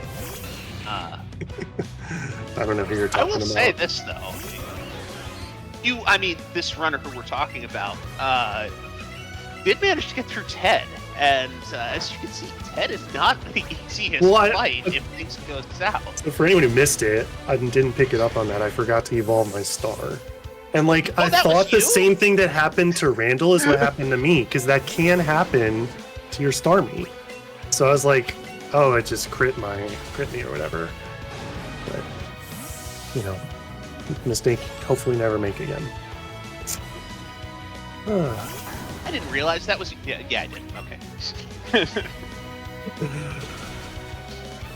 Hey, even at the highest levels, runners make mistakes. We are human. It's part of the game. And that's part of the adaptation stuff. It's like, I have to get through this fight with not the Pokemon I intended. Just like we saw Randall do on his TED fight. So, yeah, these runners have all seen those kinds of adverse circumstances. Are familiar with them. So, yeah. You love to see things go optimally, but you also love to see, like, hey, this thing happened, I still got through it. Yeah, I would say all three runners had some really bad stuff happen to them, and they've all adapted quite well. Randall's bad stuff was, well, I was going to say it was early, but also the TED fight. Headstrong, over-leveling, which she couldn't really do much about, but then also Star not showing up. Breakouts for Headstrong. Breakouts on the Graveler, yeah. And then Fury, no Star showed up as well, which is also rough. Right. But once they hit 50 Pokemon, they will all be synced up, and then we'll just go from there.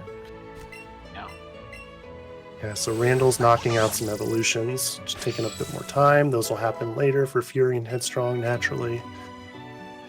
Fury just doing some yard work, cutting down this bush to get to the gym.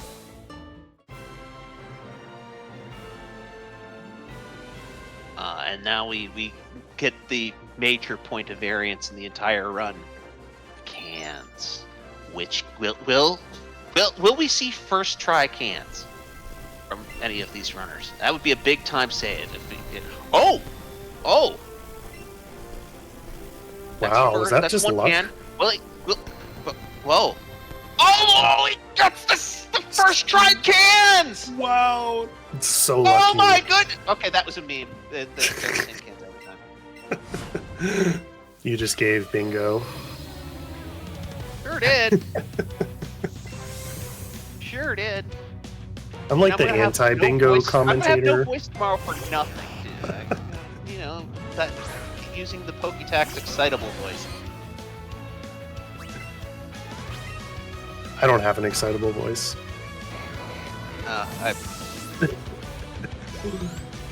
I'm a lawyer. It's an occupational hazard. Speaking of occupational hazards, and since we're doing bingos, don't stand on rolling chairs. What they did on Rocket Hideout was bad. Not Pokétax attorney approved. Bad workplace practices.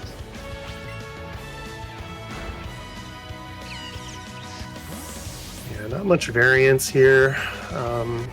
So did we get a look at the stars? Can you refresh my memory on how they look? They're good on speed, right? Relatively similar. All three were really good speed. Like, these stars will have no issues on the speed front. I don't know if any of them were at like 140 speed for Rival 5 good, but all of them were quite good. The special attack, I would say, for each of them was fine. we just Randall's have might them be all a go to little- like the stat checker real quick and get that yeah, assessed. yeah. Just take a little Yeah, detour. no problem. No problem. Yeah, I was gonna say Randall's was if there was a star to be a little bit concerned about in the special attack department, it would be Randall's. But yeah, all three of them were kind of in that same neighborhood for how these stars look. The surge shouldn't be a problem. No, it should not. Surge's 3 turns and dunk all over him and then get his autograph because Surge gives him his autograph. Why? Sure. The autograph of the guy whose Pokemon are half your level. Yeah. And then I love how like you're doing the badge check going into Elite Four, and somehow like the guy who badge checks Like, it's so Surge's cool. badge, it's like, oh, you got his autograph, and so somehow he's like looking in your bag of stuff. Like, why are you looking in my bag, buddy? Like, do your job. Stop talking to me about this guy's autograph. Well, the game's ruined for me now then. That's just... I can't overlook that.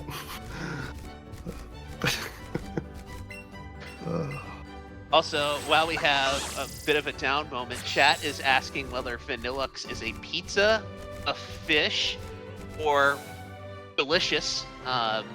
It's, yeah. But, I mean, clearly the correct answer is a sandwich. I mean, we covered this, guys. Where were you an hour and 15 minutes ago? It's clearly a sandwich. Yeah, I'm on the sandwich train. See, at first you said no, it wasn't a sandwich. Well, Vanillux looks delicious. Delicious is also a correct and acceptable answer, but for our purposes, we're going to say sandwich.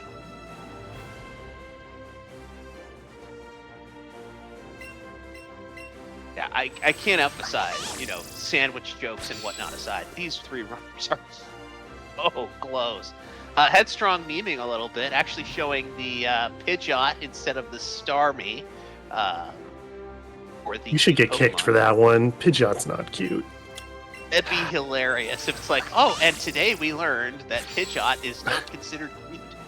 No one ever tried it before, so everyone just assumed all Pokemon worked. It's like, oops, today we learned something new. Never use Pidgeot, kids.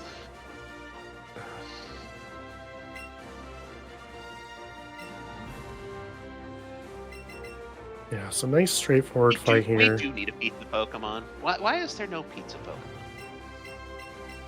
I'm sure there will be eventually. Gonna run out of stuff. You've got over 1,000 Pokemon. You have a Pokemon that's literal gold at this point. Where's the pizza? You just give it a Ekans type name. It'll just be a Zap. Electric, like an electric fire type pizza. Nice hot, fiery Pokemon that also has that zap quality. Shrivels at the first sign of a ground type Pokemon. But, hey. Nintendo, Game Freak. And then it evolves into into new a Pokemon here. Calzone. Be sure to give us licensing. The royalties if you make that a Pokemon. Okay, thanks. I'm gonna dig up this VOD when it happens. Oh dear. You really want to be listening to me for 3 hours? Are you sure? You already, My third time doing it, so. I'm sorry.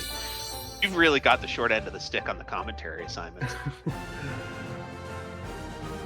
Yeah. I agree with what Amber's saying in chat, though. That never seen more of a let Archer decide race than this one. These 2 hours and 10 seeing- minutes in, and they're neck and neck. Stars are pretty much the same. Archer, Koga, gonna decide this. We're seeing Fury and Headstrong's EV slap tails at basically the same time. Yeah, this is gonna be let Archer decide. let Caden decide, let Caroline decide, let Geo3 decide. These fights are going to give us a lot of points of information, and I think none of these 3 runners, certainly not at this point, can play safely. So we're gonna see some stuff. And Randall with the tech here. Yep, you love taking to a see slight it. step aside, gives the fly up animation. Love to see it. I go the other way myself, but Me too. That's fine. That's fine. Porygon! Porygon! What are Just you doing catch it. here? It's right there. You're supposed to be in the next town. It's closer than running all the way down for the other one. I think logically you should catch it. By the way, Porygon is just as rare as Squirtle is, so if anyone wants to fund a bounty on that one. Good grief.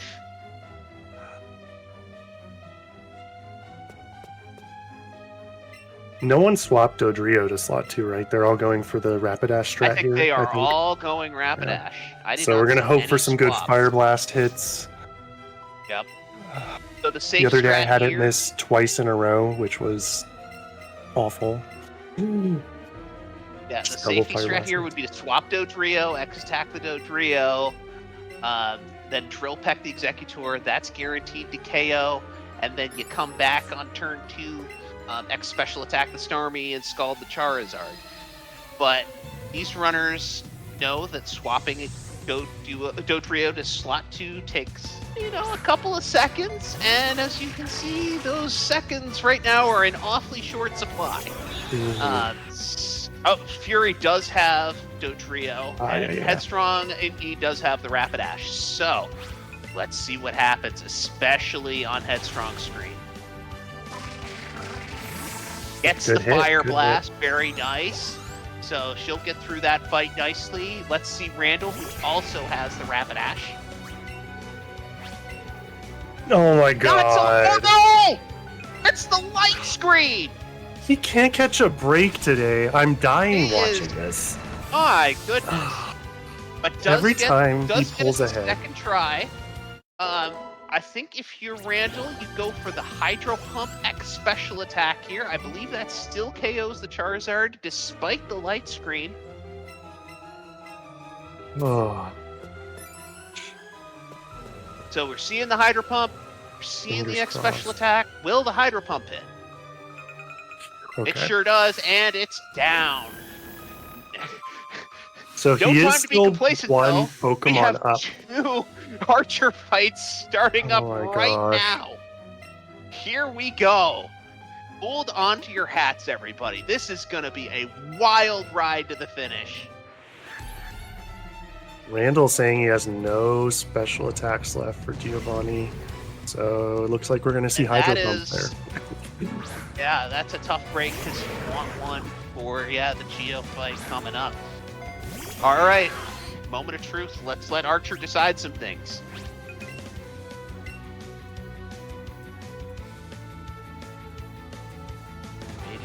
We're waiting. Okay, protect self-destruct on Headstrong screen. But the optimal, turn 1 for Fury, who gets self-destruct, no protect. So great start for Fury. Let's see Randall's turn sometime today. Same as Headstrong, getting the protect self-destruct. Yeah, very good for Randall too. Yep. Oh wait, no, there was the protect. Yeah. But self-destruct still is good. Yep. Fury is still in line for a potential 3-turn. He Cubone Of course, Boomerang. Cubone's busy getting pumped to help out, so that'll be a 4-turn, assuming no protect here. Oh, Headstrong's gonna have to heal. Headstrong is gonna need to heal because too many sucker punches.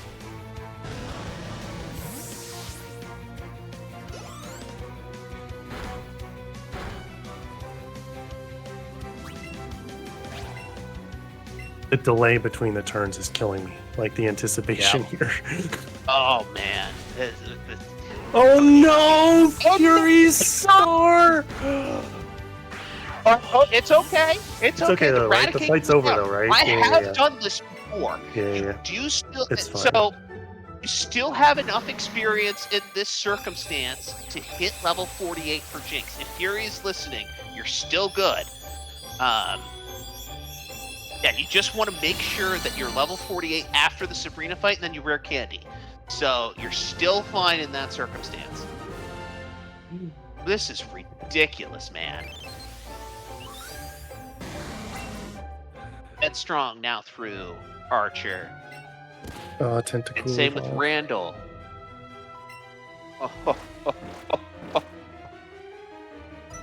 If Randall doesn't gracious. Evo, he pulls ahead. Yeah, he pulls ahead of Headstrong. Not ahead of Fury, but... Yeah, Whew. this is, oh! Well. What a, I mean... All these runners sorry, have been ahead at is- some point. This is what we wanted to see. You know, this is insane. this is the type of competition you get from these top runners. And buckle up, we're ready for 45 minutes and more. Yeah, all of them have been ahead at one point. I would say Headstrong was ahead pretty early on. Fury's been ahead, well, now. And Randall pulled ahead a couple times too, so this is just... It's quite the run. This is Runs. unbelievable.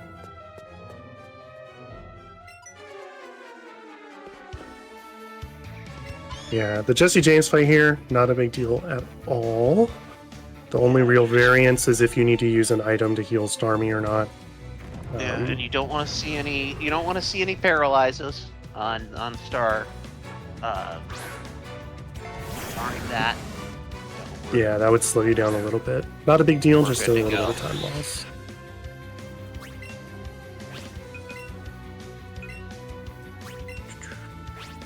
So going through J&J.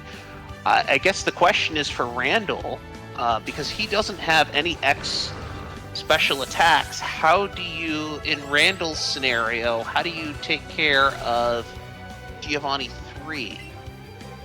You hydro pump the Persian? I don't even know if that KOs. I'm not versed enough, but I imagine it's just YOLOing hydro pumps, because what else is there? Maybe a rapid ash something, but it's not as strong, right? So Right. Yeah, I think Hydro that'll pump be and the pray. big thing to watch. Because again, these J&J fights, fortunately, no T-bolt paralyzes or anything like that, so that's good.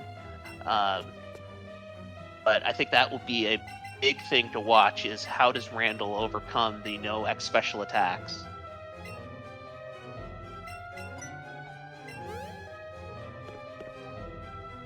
I do love the artwork scattered around the walls on these games, though, or in this game. Yeah, isn't it Um, great? You've got 3 legendary birds in here.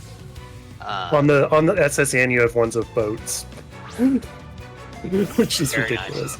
My favorite one, which I think is in the House of the Dude Who Teach You Push for the boulders. I think it's like a hand drawing of Cubone and Pikachu, I think. And it's like drawn in like kids' crayons. It's pretty funny. Nice. Now, you know what would make the SSN one even better? Have a little caption on it that you can read that says Bodie McBoatface. So Randall playing it safe here. I like it. A little bit of lightning. He's scrawled, not trying to one hit there. Yep.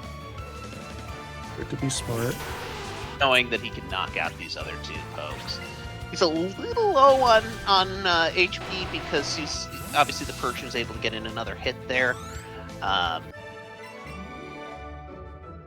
But yeah, just taking this Hydro save. pump. Good. Boom. Beautiful. So really, without using the item, but then 2 attacks on the Persian, it's about the same time. Little slower, but pretty much the same, right? Yeah. 4 Yeah, turns. not bad. You start to think a little bit about the Sabrina fight. Yeah. And if you start getting special defense drops from Mr. Mime's Psychic, that can get a little hairy. So just again, a little thing to note.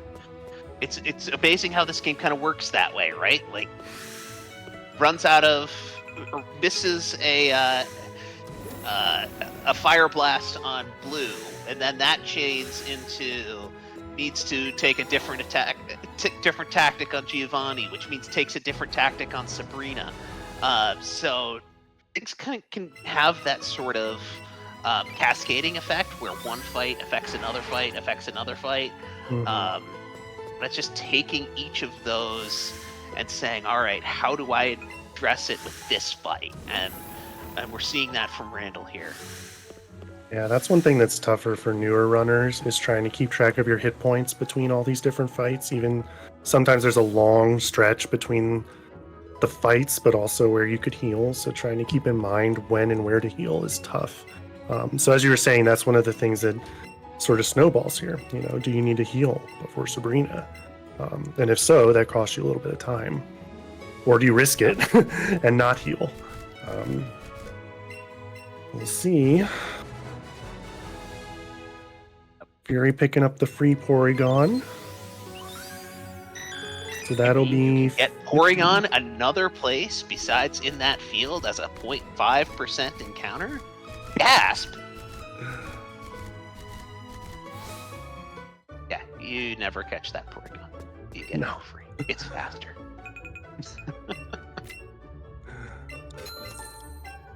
So doing the last shop of the run, we're going to keep our eyes open for X defenses, X special defenses, which Fury just bought.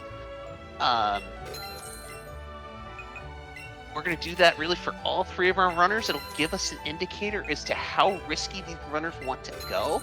And we see both the X special defense and the X defense from Fury. We see the X special defense from Randall. And we see the X defense from Randall as well. So both Fury and Randall going, potentially leaving the door open for riskier strats on Giovanni, and 1C'ing instead of going with the 2C fights. So I would actually expect Headstrong to do the exact same thing.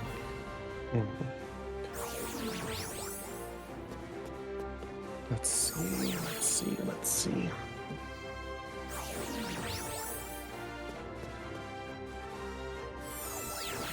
Speeds. Normal. Okay, no Spadefs yet. Defense. Okay, so interesting. No X special defenses for Headstrong. That, at least not that I saw. That will tie her to 2C strats for Lance and Champion. I believe she always does 2C for those fights. Last interview from before, so that's not surprising. She likes to play it safe there. Yeah. And I think just from casual conversations, it is not much slower, or if slower at all, doing those strategies. Yeah. I guess it's probably a little slower because if it were faster, everyone would do it. Right. But, you know, it might be just like a little slower, but much safer, I imagine. We'll find out. We'll find out. Again, if Headstrong's in a position of, oh, well, I need to catch up, you know, that avenue of using Lance and Champion, 1C'ing, that will be foreclosed. So, you know, just kind of an observation that we keep in the back of our minds as this run goes on. Also, just quickly noting, and they should be fine, both Randall and Fury have 49 catches. As we see, Randall does need to heal there, and he's getting Spadef drops from Mr. Mime's Psychic. So, yeah, gotta be careful here. Okay, gets the light screen wear off, and there. Fury's fight's gonna end up just fine.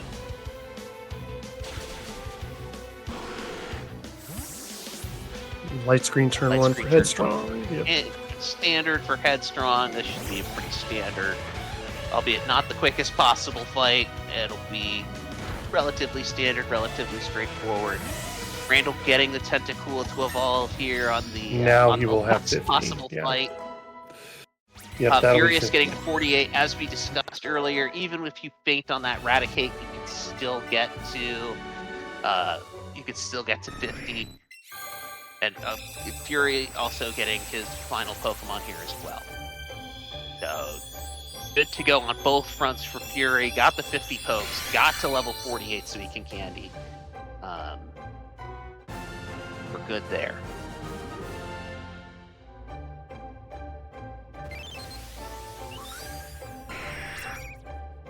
And finishing up here for Right. Headstrong. Yeah, everyone will be at 50, so let's see who gets out Everyone's of this gym at 50, fastest. so we're at a like-for-like comparison at long last. And just taking an initial look, it is an ever so slight advantage for Fury, followed by Randall, followed by Headstrong. But again, this race can turn on a dime. We've seen it multiple times already today. Expect for it to happen again. And in fact, we're about to run into a fight where it is known for flipping things. The Caden fight in Koga's gym. So Caden is the real leader for purposes of Koga's gym, or at least for speedrunning purposes. And I'd say just eyeballing it, there's less than 30 seconds difference. Yeah, Sandy points out 26-second difference between Fury and Headstrong with Randall in between. So really anything can happen in this last half hour. Yeah. I mean, that's oops, I spent an extra three turns on Kane. You go from first to last, or last to first. Like, this is like, do I go for hydro pumps on Naomi? Do I get put to sleep by jinxes? Things like that. So the hydro pumps might decide this. Sweet Caroline. Da, da, da. Headstrong notably is doing late pickup, so she, at least by appearance purposes, pulls into a quick lead, but understanding that she has teeth still to pick up. So she's indeed still a few seconds back because she hasn't done the cutscene yet. I mean, that's an easy 30-second time save, so maybe I'll do that next time. Phoenix. Are we talking about pushing boulders into corners? That's the real final boss. Look, man. That corner needed a boulder. It looked appropriate, okay? Okay, we're now seeing Caden. Perfect for Headstrong. You get turn 1 protect. Oh, no. Fury gets minimized. And protect. We've got Moonblast for Randall. That's fine. It did protect. Okay. Fury is through. Randall's fight the best. Through. So far, I guess. Yep. And then Speed Rule, which protects about 8 million% of the time, except not Randall. Good fight there. So Randall actually pushes ever so slightly ahead, but he has not rare candied the star yet. So he'll probably want to do that here. So he'll fall a little bit behind. There we go. Yeah, again, that was 123 special attack. Yeah, none of these runners having 49 great, is not great. Not great for any of these runners. Not putridly awful, but things like 1C Naomi are probably off the table. Because you need, for Naomi's case, you'd need 136 special attack, and none of our runners are going to have that. So some strats are probably off the table here. Headstrong gets toxic. She's going to want to heal that off right away. Weezing would have protected anyway, so. Fine. Fury also getting turn 1 toxic. Again, heal right away. And then turn 2 protect. Same fight. That's fine. Just from here, get as few protects as possible. And slightly better fight for Randall. Does not get the turn 1 toxic. Just gets the turn 1 protect. But now we're just looking for as few protects as possible for each of our runners. Protect for Randall. Protect for Headstrong. This is so hard to follow when they're all at exactly the same time. Oh, it's ridiculous. Protect for I was Fury. trying to count how many protects each one got, but This it's is just lost go. this is commentating 401 we've got here, friends. You've got the same fight on all 3 screens where you're trying to follow all the protects. It's a madhouse in here. Headstrong out of the fight first again. We did note that she did early teeth, so she will not be at minimum as far ahead as this seems to reflect. Fury comes out of the fight second, so he will likely have a slight edge over Headstrong and Randall going into the Geo fight. So Headstrong taking care of those teeth now. Gotta get them gold teeth so you can get the strong push, which you'll end up using in Victory Road. Just can't believe how close this is. You've got Randall and Fury riding Rapidash down to the Warden's house at the same time. This is the sort of race you want to see it every time. It is fun to see for the other semifinals. Three heavyweights of this game, 3 of the best, really showing what they can do here today, and it is fun to watch. Regardless of the results, hats off to what we're seeing. And again, as you said earlier, Yuzaren, these runners have been through some stuff in this run. This has not been everything's been straightforward. This has been resilience and finding strats. So credit to this is a reminder, right? This is winner take all. There's no prize for second. You just got to win or go home. So even if you lose by a second or 2, it doesn't matter. You just got to get first. Yep. See that fade to black. Even notable little time saves here from all 3 runners. Just in this here, you'll see in this cutscene where the rival turns to you. If you're too far down on this patch of grass, the rival actually walks down to meet you, and that costs about 2 seconds. But these runners, experienced as they are, know, okay, I've got to make sure I'm hugging that top wall to make sure that the rival doesn't do that and waste them some time. All 3 runners getting their keystones and their mega stones, which we will absolutely be using in this run. Yep, sure. And they're getting their mega mind stones. blown that there's a familial relationship there. Yeah, who would have known that? Yeah, get ready for Mega Starmie, ladies and gentlemen. It has 3 stars interposed on one another instead of just 2. That's not a thing.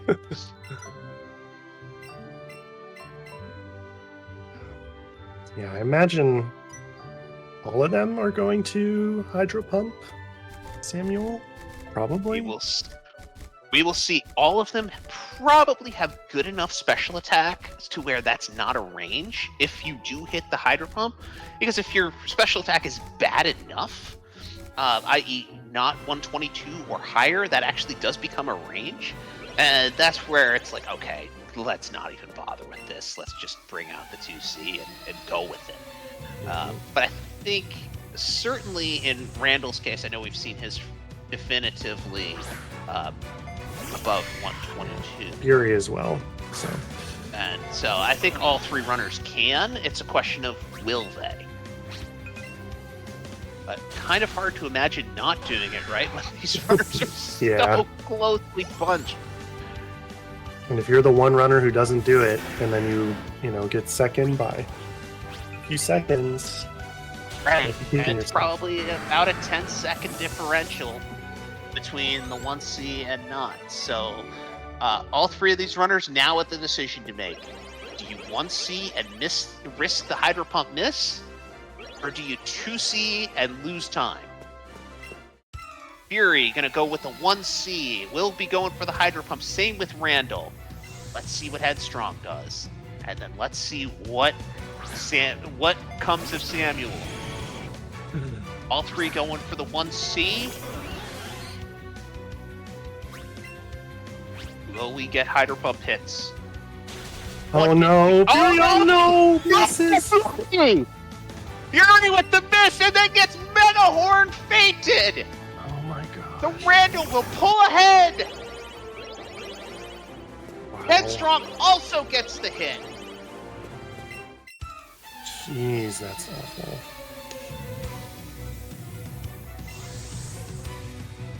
Rapid Dash, Power of Love. Power of Love. This is actually good. Yeah. You can bring out the second controller, you X special attack, and you continue the fight, but as you can see, Fury has now lost a significant amount of time.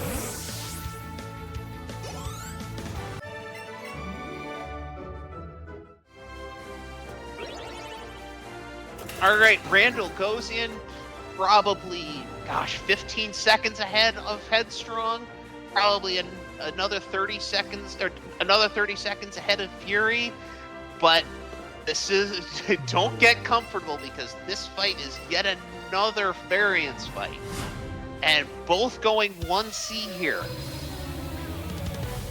You expect a hydro pump to miss, but you don't expect to get KO'd afterwards. You know, most of the time. That's the brutal Yeah, part, if you I have think. at least decent defense, you can live it. It is a range. But let's see what happens. We are looking for no crits out of Doug Trio here. Okay, so far so good for Randall's first turn. So far so good for Randall's second turn. Will he get the last turn? And he's good.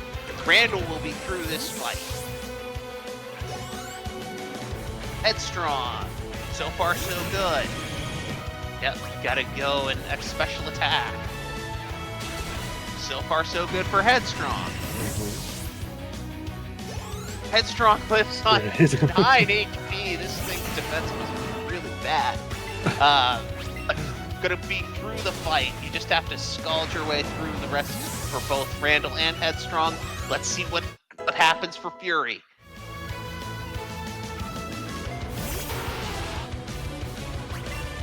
Again, going one controller. Caution has been thrown to the winds at this point for all of our runners. Sucker Punch. Sucker Punch is very nice. You'll love to see that. Well, on the turn All right, you're not attacking. and Fury is going to be through. Randall is the first one. Is the first one out of the Geo fight at 239.17. Headstrong is going to be not far behind at 239.31, so 14 seconds behind.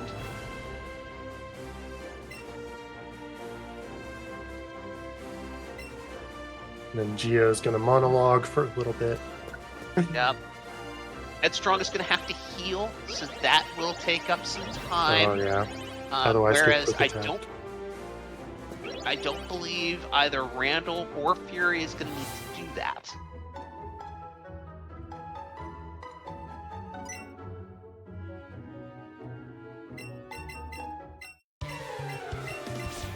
Headstrong gets the heal in.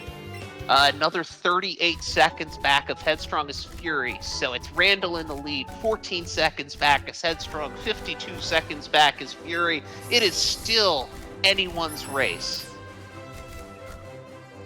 Still a lot that can happen to these runners. And Yeah, as we this said, the is- lead has changed so many times throughout this run.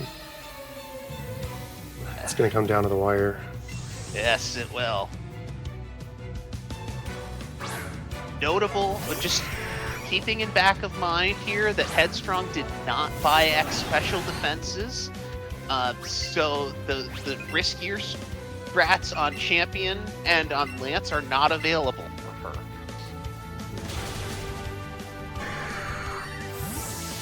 That may come into play if this differential holds up. Rival 5, fortunately, not too bad of a fight here. It's pretty straightforward. Always XP always turn 2. XP turn 2. Even if I have 140 speed or above, I just never trust it. I always XP.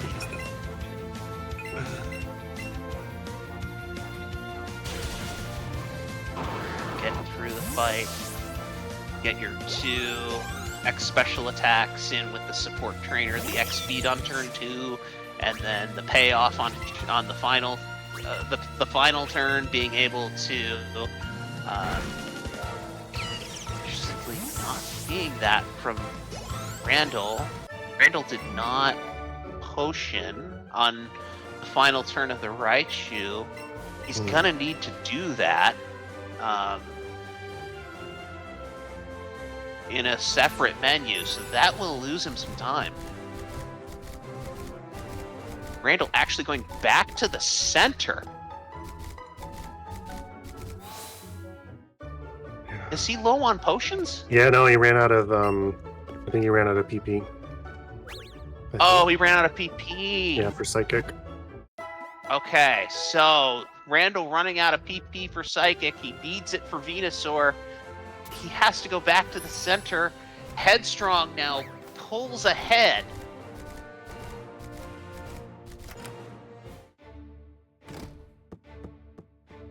Ew.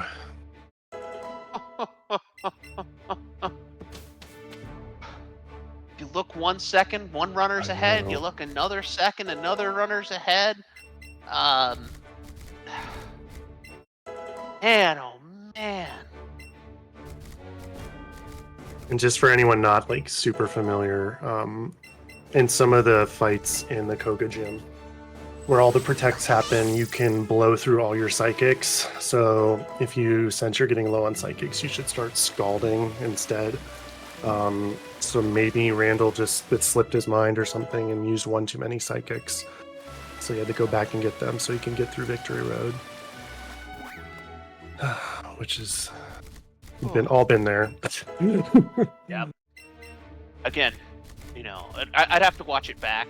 You know, if you run into a situation against Caden or Koga where you get too many protects, there's just nothing you can do, right? Like you just have to go back, and you just cannot have enough psychics. So I'll have to watch that back and see if that's what happened here. But on first blush, yeah, whether it was that or a mistake, like again, these runners are human too. Mm-hmm. So I saw Headstrong has already brought out the second controller, not messing with Naomi at all. Yeah, I don't think she needs to. Let's I think see she if can that's just, the case for Randall and for Fury. I agree with this. The special attacks for none of these trainers are particularly good, and Kangaskhan would be a range anyway. So I think this is the right call. Certainly for Randall, and Fury's going to do the same thing. Yeah, unless something crazy happened, the best would have been a 10 out of 16, which is not great. Headstrong actually missed her Hydro Pump turn 1. It's actually going to set up to +4 and Scald. Losing a little bit of time there. Little additional opportunity for the other two runners to pick up some seconds. Okay. Missed Hydro Pump again for Fury. Yep. Gonna do the same thing and double X special attack just to get this Kangaskhan off the board. And at least it attacked Rapidash, not Snuggle. Yeah, so yeah. That's That silver is better. lining, I guess. So, Question mark. In aggregate, a good series of events for Randall, where the other two runners both missed their initial Hydro Pumps on Kangaskhan. Randall did not, so gonna make up a little bit of time here. Don't push the boulder into the corner. That is bad. Not that anybody's done that. Nope. Yeah, what do you do if that Wouldn't know happens? You anything. walk off screen and then come back and it resets? Yeah, in that case, you take the ladder down up from where you came from, and you just exit the room and then come right back in. Gotcha. Yeah. Hopefully I never have to remember to do that, but Yeah. it'll happen at some that point. Moment, especially when you have, let me think about this, Etchy chasing you. You're just like, please get me through this. And you're like panicking, but you get through. So, Starmie's a little headstrong. sleepy. Yeah, getting a little sleepy on Randall. Seeing Dream Eater from Hypno, which is a little bit of a rarity. Dream Eater doesn't do anything because you've used the Awakening and your Starmie's no longer asleep.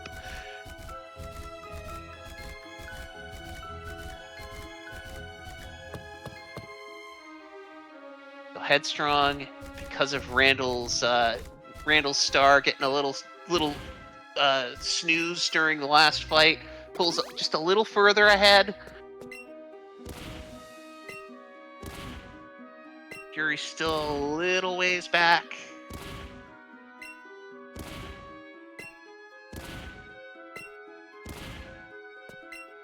God, I love watching boulders be pushed 20 times. Oh, it's great television, let me tell you. Headstrong, we're gonna see do the Naomi skip for mere mortals, or the Alexa skip. For mere mortals, the Alexa skip is daunting, especially after 2 hours and 45 plus minutes, and you're just like, my hands are sweating. I gotta do this thing, and she just makes it look easy. It's fun to watch these runners just nonchalantly just pass Alexa like they've done it 1,000 times before, and they have. Yeah, despawning the rapid his dash Alexa over the skip. kind of sites. Little less smooth, but he gets through. He's fine. The trainer's vision's kind of like a laser pointer, so he gets through there.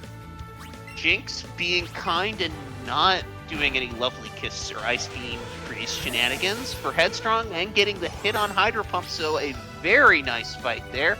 Fury also getting through Alexa, albeit again a little bit. He had us holding our breath there for a second. Randall also with a good Caroline fight, getting the fine turn 1 from Jinx and then hitting the Hydro Pump. The rest of the fight is safe. Again, same for Fury. Oh, Yep. finally a Hydro All Pump hits three for him. with sweet Carolines. Pump, pump, pump. Very nice. Very nice to see. You don't like seeing Caroline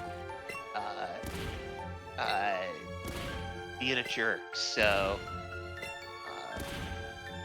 good to see that. Now we get to see even more riveting television. Pushing boulders for longer. Gotta love it. Oh yeah. Smack. Smack.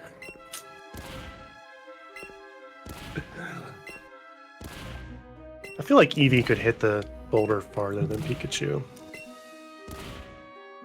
That's slander. You know it. Eevee's bulky. Pikachu's tail's kind of thin. This slander cannot stand. No.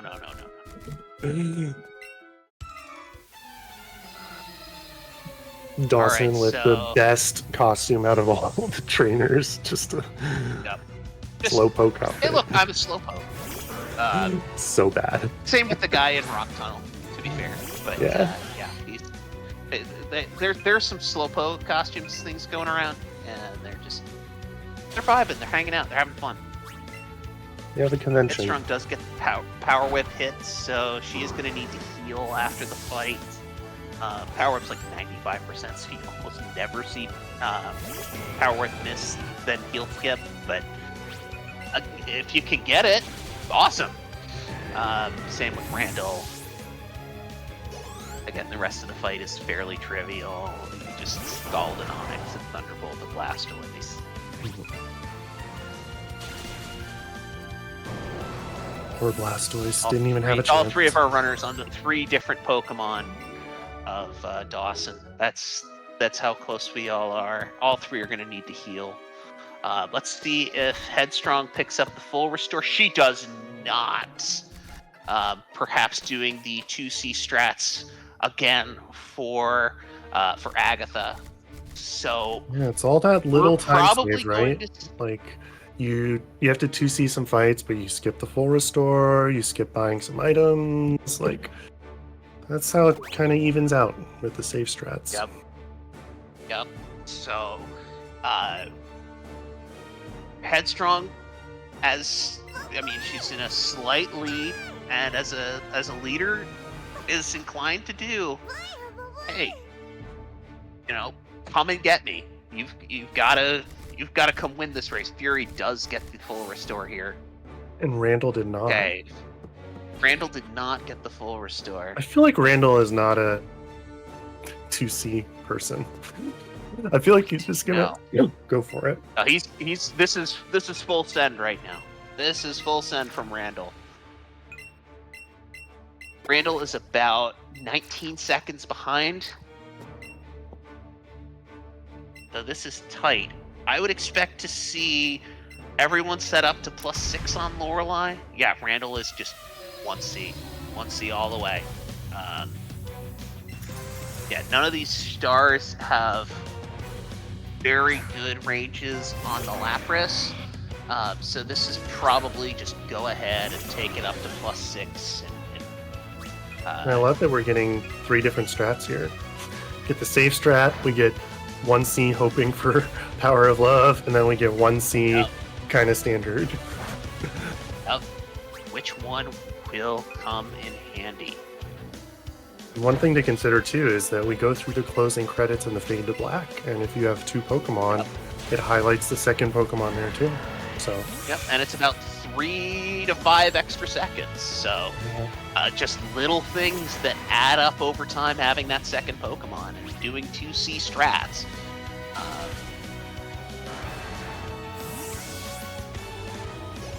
Headstrong easily taking out the Lapras.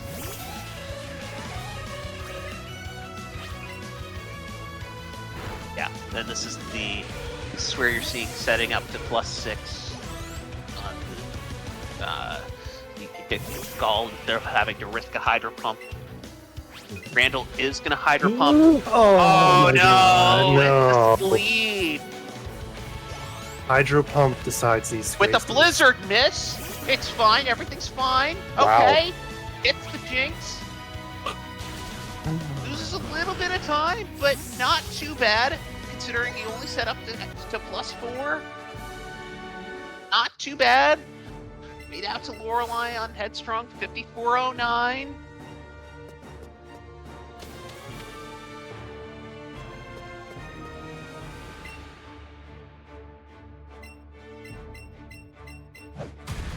Headstrong starting the Bruno fight. This fight should be safe for her.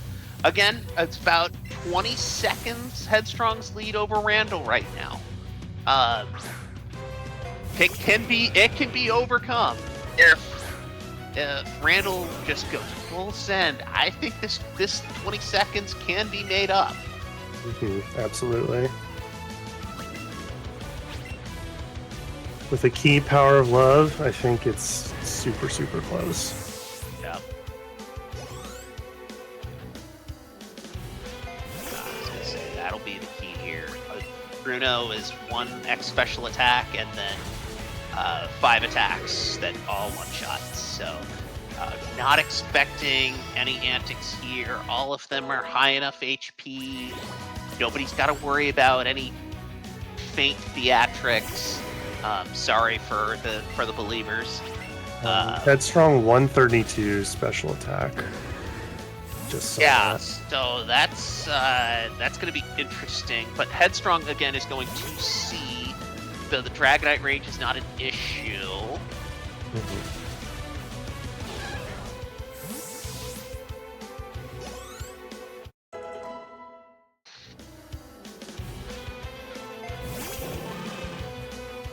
the easiest of the Okay. Elite Four fights. Yep. 133 Kazarian. for Fury and Buckle your seatbelt. We're about to see 130. Agatha. Oh my god, 131, 132, and 133 special attacks. Wow. They are right Wow. in that same neighborhood. Which does actually All right. make a difference. Yeah, All right. it sure does. Agatha. Buckle up. Here we go. Headstrong with the 2C Agatha. She will 2C the rest of the way with no X special defenses.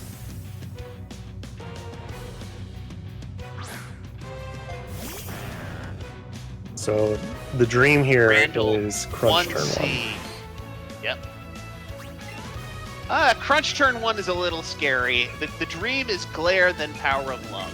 1. Oh, yeah. True. Yeah, Crunch can get a little daunting.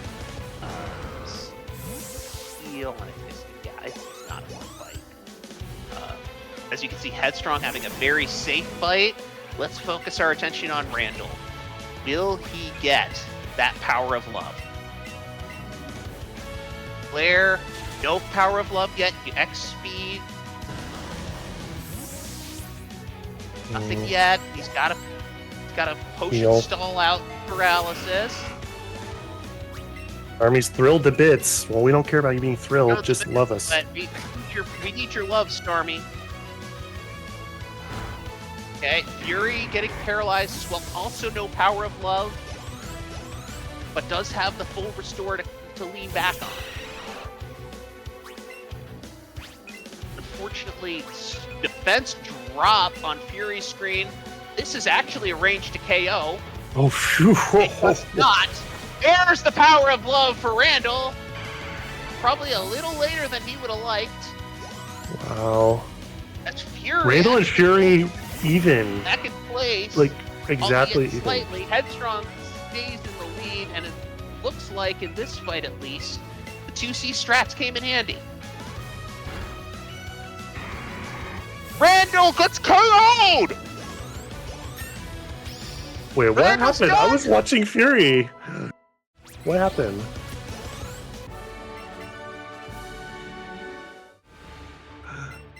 I did not get a good look at what must happened have pumped and then missed. there. I think he was Hydro pump going missed. for the pump to try and save some time and missed it. Oh my gosh. So we're down to Headstrong and Fury.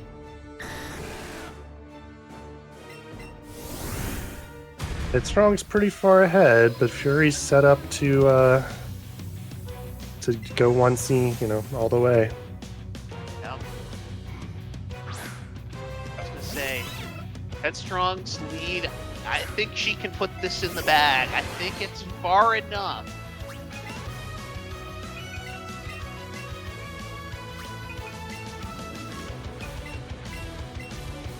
Yeah, I'm gonna use Lapras. So the advantage of Lapras here in this situation is because she doesn't have the 140 special attack, Dragonite will be a range for Starmie to KO, but Lapras will use Ice Shard as a priority move, will get a little chip damage on Dragonite, and Starmie can finish off the rest with Psychic without that being a range.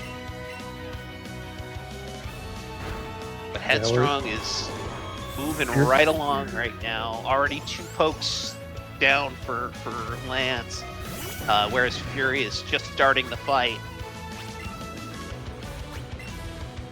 Fury will probably have a 13 or 14 out of 16 on Dragonite, depending on the level up. So Interesting we'll see. strat from Headstrong, actually using Ice Shard there as well. Randall's catching Moltres, so enjoy the entertainment in the bottom left corner of your screen. It's interesting she used Ice Shard on Gyarados, so she didn't have to use Thunderbolt and not get the turnaround there. So probably a small time optimization there.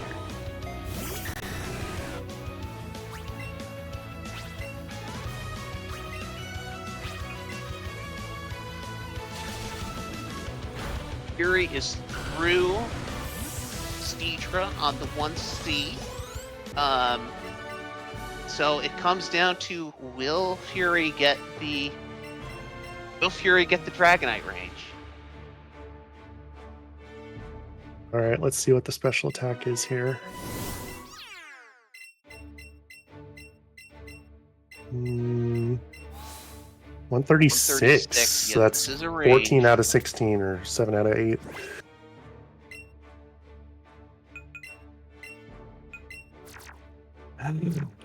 Okay. Headstrong also going to use bug strats, sacrificing the bug on Pidgeot, so you can get 1C the rest of the fight. Okay. Fury does get the Dragonite range. I'm thinking probably just a little too far back, even going 1C. I mean, we could get like a Pidgeot miss, you know? Never say never. Randall does complete his Moltres journey. So he wins? Question mark?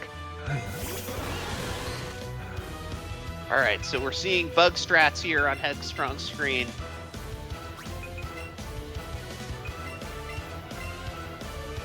That lets you get the X speed, X special attack off right away.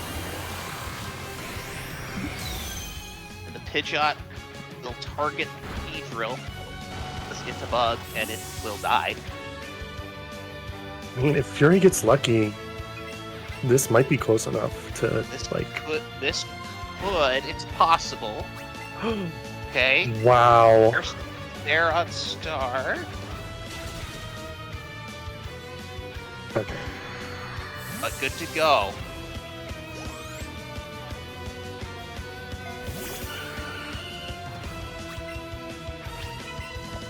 I don't think Headstrong.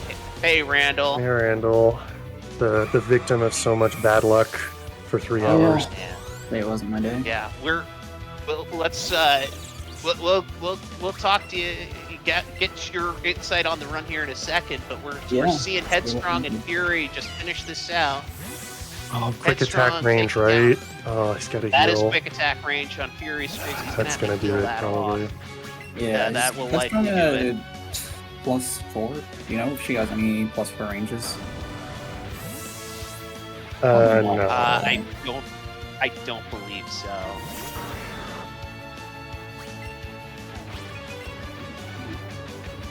Let's just Scald to make sure here. That would be down. Probably also out of PP as well. So. Yep. Kind of hard to tell. And then wrapping it up with a slow growth Thunderbolt. And that's gonna do it. Headstrong. She'll take you on. Headstrong. She'll take on anyone. She is back to the finals for the second straight year. Congratulations and to Headstrong. Yeah, our first confirmed finalist. To diminish in any way, Fury with a great run in his own right was ahead for quite a bit. Mm-hmm. But just the tides of fate just kept shifting over and over throughout this run. And so we've got Randall, and Randall, you probably even more than anybody saw that in this run. Talk to us about it, what you saw. I'm just annoyed. I don't know. Today wasn't my day, but I'm happy with how I played, and well, Headstrong Fury did really well as well. So good for them. And we are just at time for Headstrong 3:05:07, and on to the finals. Yeah, like it was incredible to watch. I don't know how much you were tuned into the other two, but you guys kept going back and forth. You know, Fury was ahead, then you were ahead, then Headstrong was ahead. Really fun to watch, and a great great reflection on this game and how fun it can be. Yeah. So I wasn't really paying too much attention early on, but I kind of knew I was just gonna have a rough time with the EV I had, and sure enough, my Mount Moon was atrocious, and then I was like a minute behind just from there, and it was only going to get worse. So I think we were sweating until that Clefable showed up. Yeah, even then it was still not great. Yeah. I think after the Rhyhorn died in Lavender Tower, I pretty much just started listening in because I figured I was screwed anyways. And then about an hour later, you were ahead in first. Right. Yeah. Oh my gosh, it was crazy. It was it's something to watch. Obviously, unfortunately, only the winner at this point advances. And Randall, you've done a great job in this tournament. Any final thoughts as you conclude your tournament experience here? Because it's been a lot of fun to watch. I know I got a front row seat in round 1 to you throwing down a great run. Yeah. Definitely wish I'd gotten better starters throughout the tournament. But overall, definitely made some huge mistakes. And even this run, at the very end, not taking the center early, kind of screwed me a little bit. I don't know if that changed anything necessarily, but yeah, I definitely made things harder on myself. And I definitely played the catching sections too aggressively today, but was in an okay spot, I guess. And well, gave it the good old college try, so I'm still happy with how today went. Yeah, you three were all right there. I mean, for 3 hours, and it was fun to watch. I know it didn't quite go the way you wanted it to, but again, GG's Randall. It was a lot of fun to watch, and we look forward to even more of your runs and even some of your AOP, I guess. Yeah, with the Onyx catch. That was enjoyable. Yeah, that was. I was just kind of annoyed when I ran into it, so I just figured why not just catch it. Evens out my catch count and gets me maybe a little bit more experience. It didn't get me too much, but yeah, that Eevee needed all the help it could possibly get, and it still didn't really do the job. And thank you, Randall. We've got joining us, we've got Headstrong and we've got Fury. Headstrong, initially, congratulations. And Yeah, congratulations. you're going to the finals again.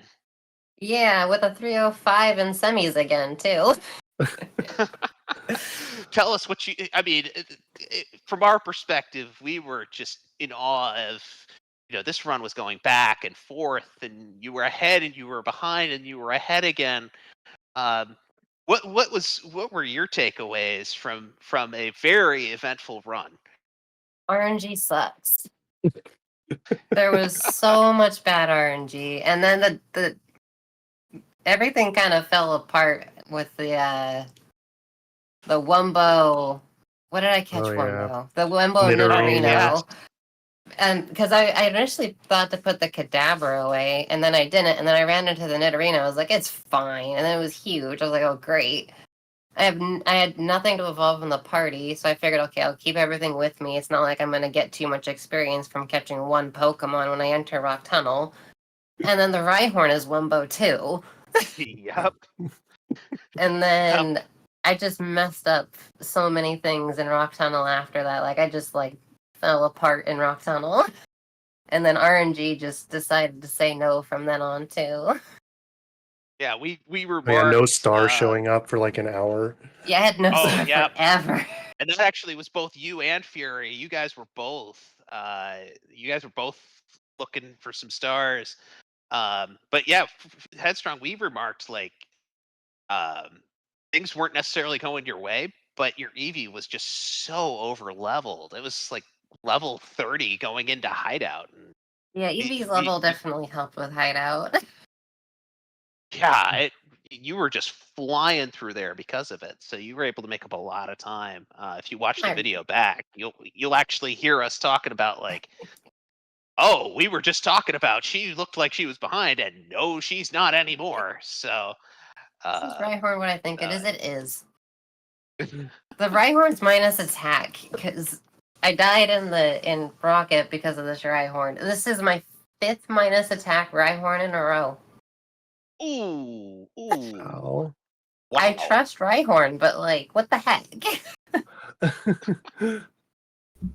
Yeah, and even at minus attack, like it could still, in theory, be good enough to KO. But Nope. 5 in a row, that's just some really bad luck. But you overcame it. You kept going. You know, you held firm to your strats too. Of you liked the safe strats in Agatha. We noticed you didn't buy the X special defenses in Saffron. Yeah, and you were holding. Go ahead. I have timed the heck out of 2C compared to 1C, and optimally it's only 6 seconds slower to 2C, assuming Lapras were to stay in the party and die properly. So I don't see the point in ever doing 1C. I don't see I don't see it being worth the risk ever.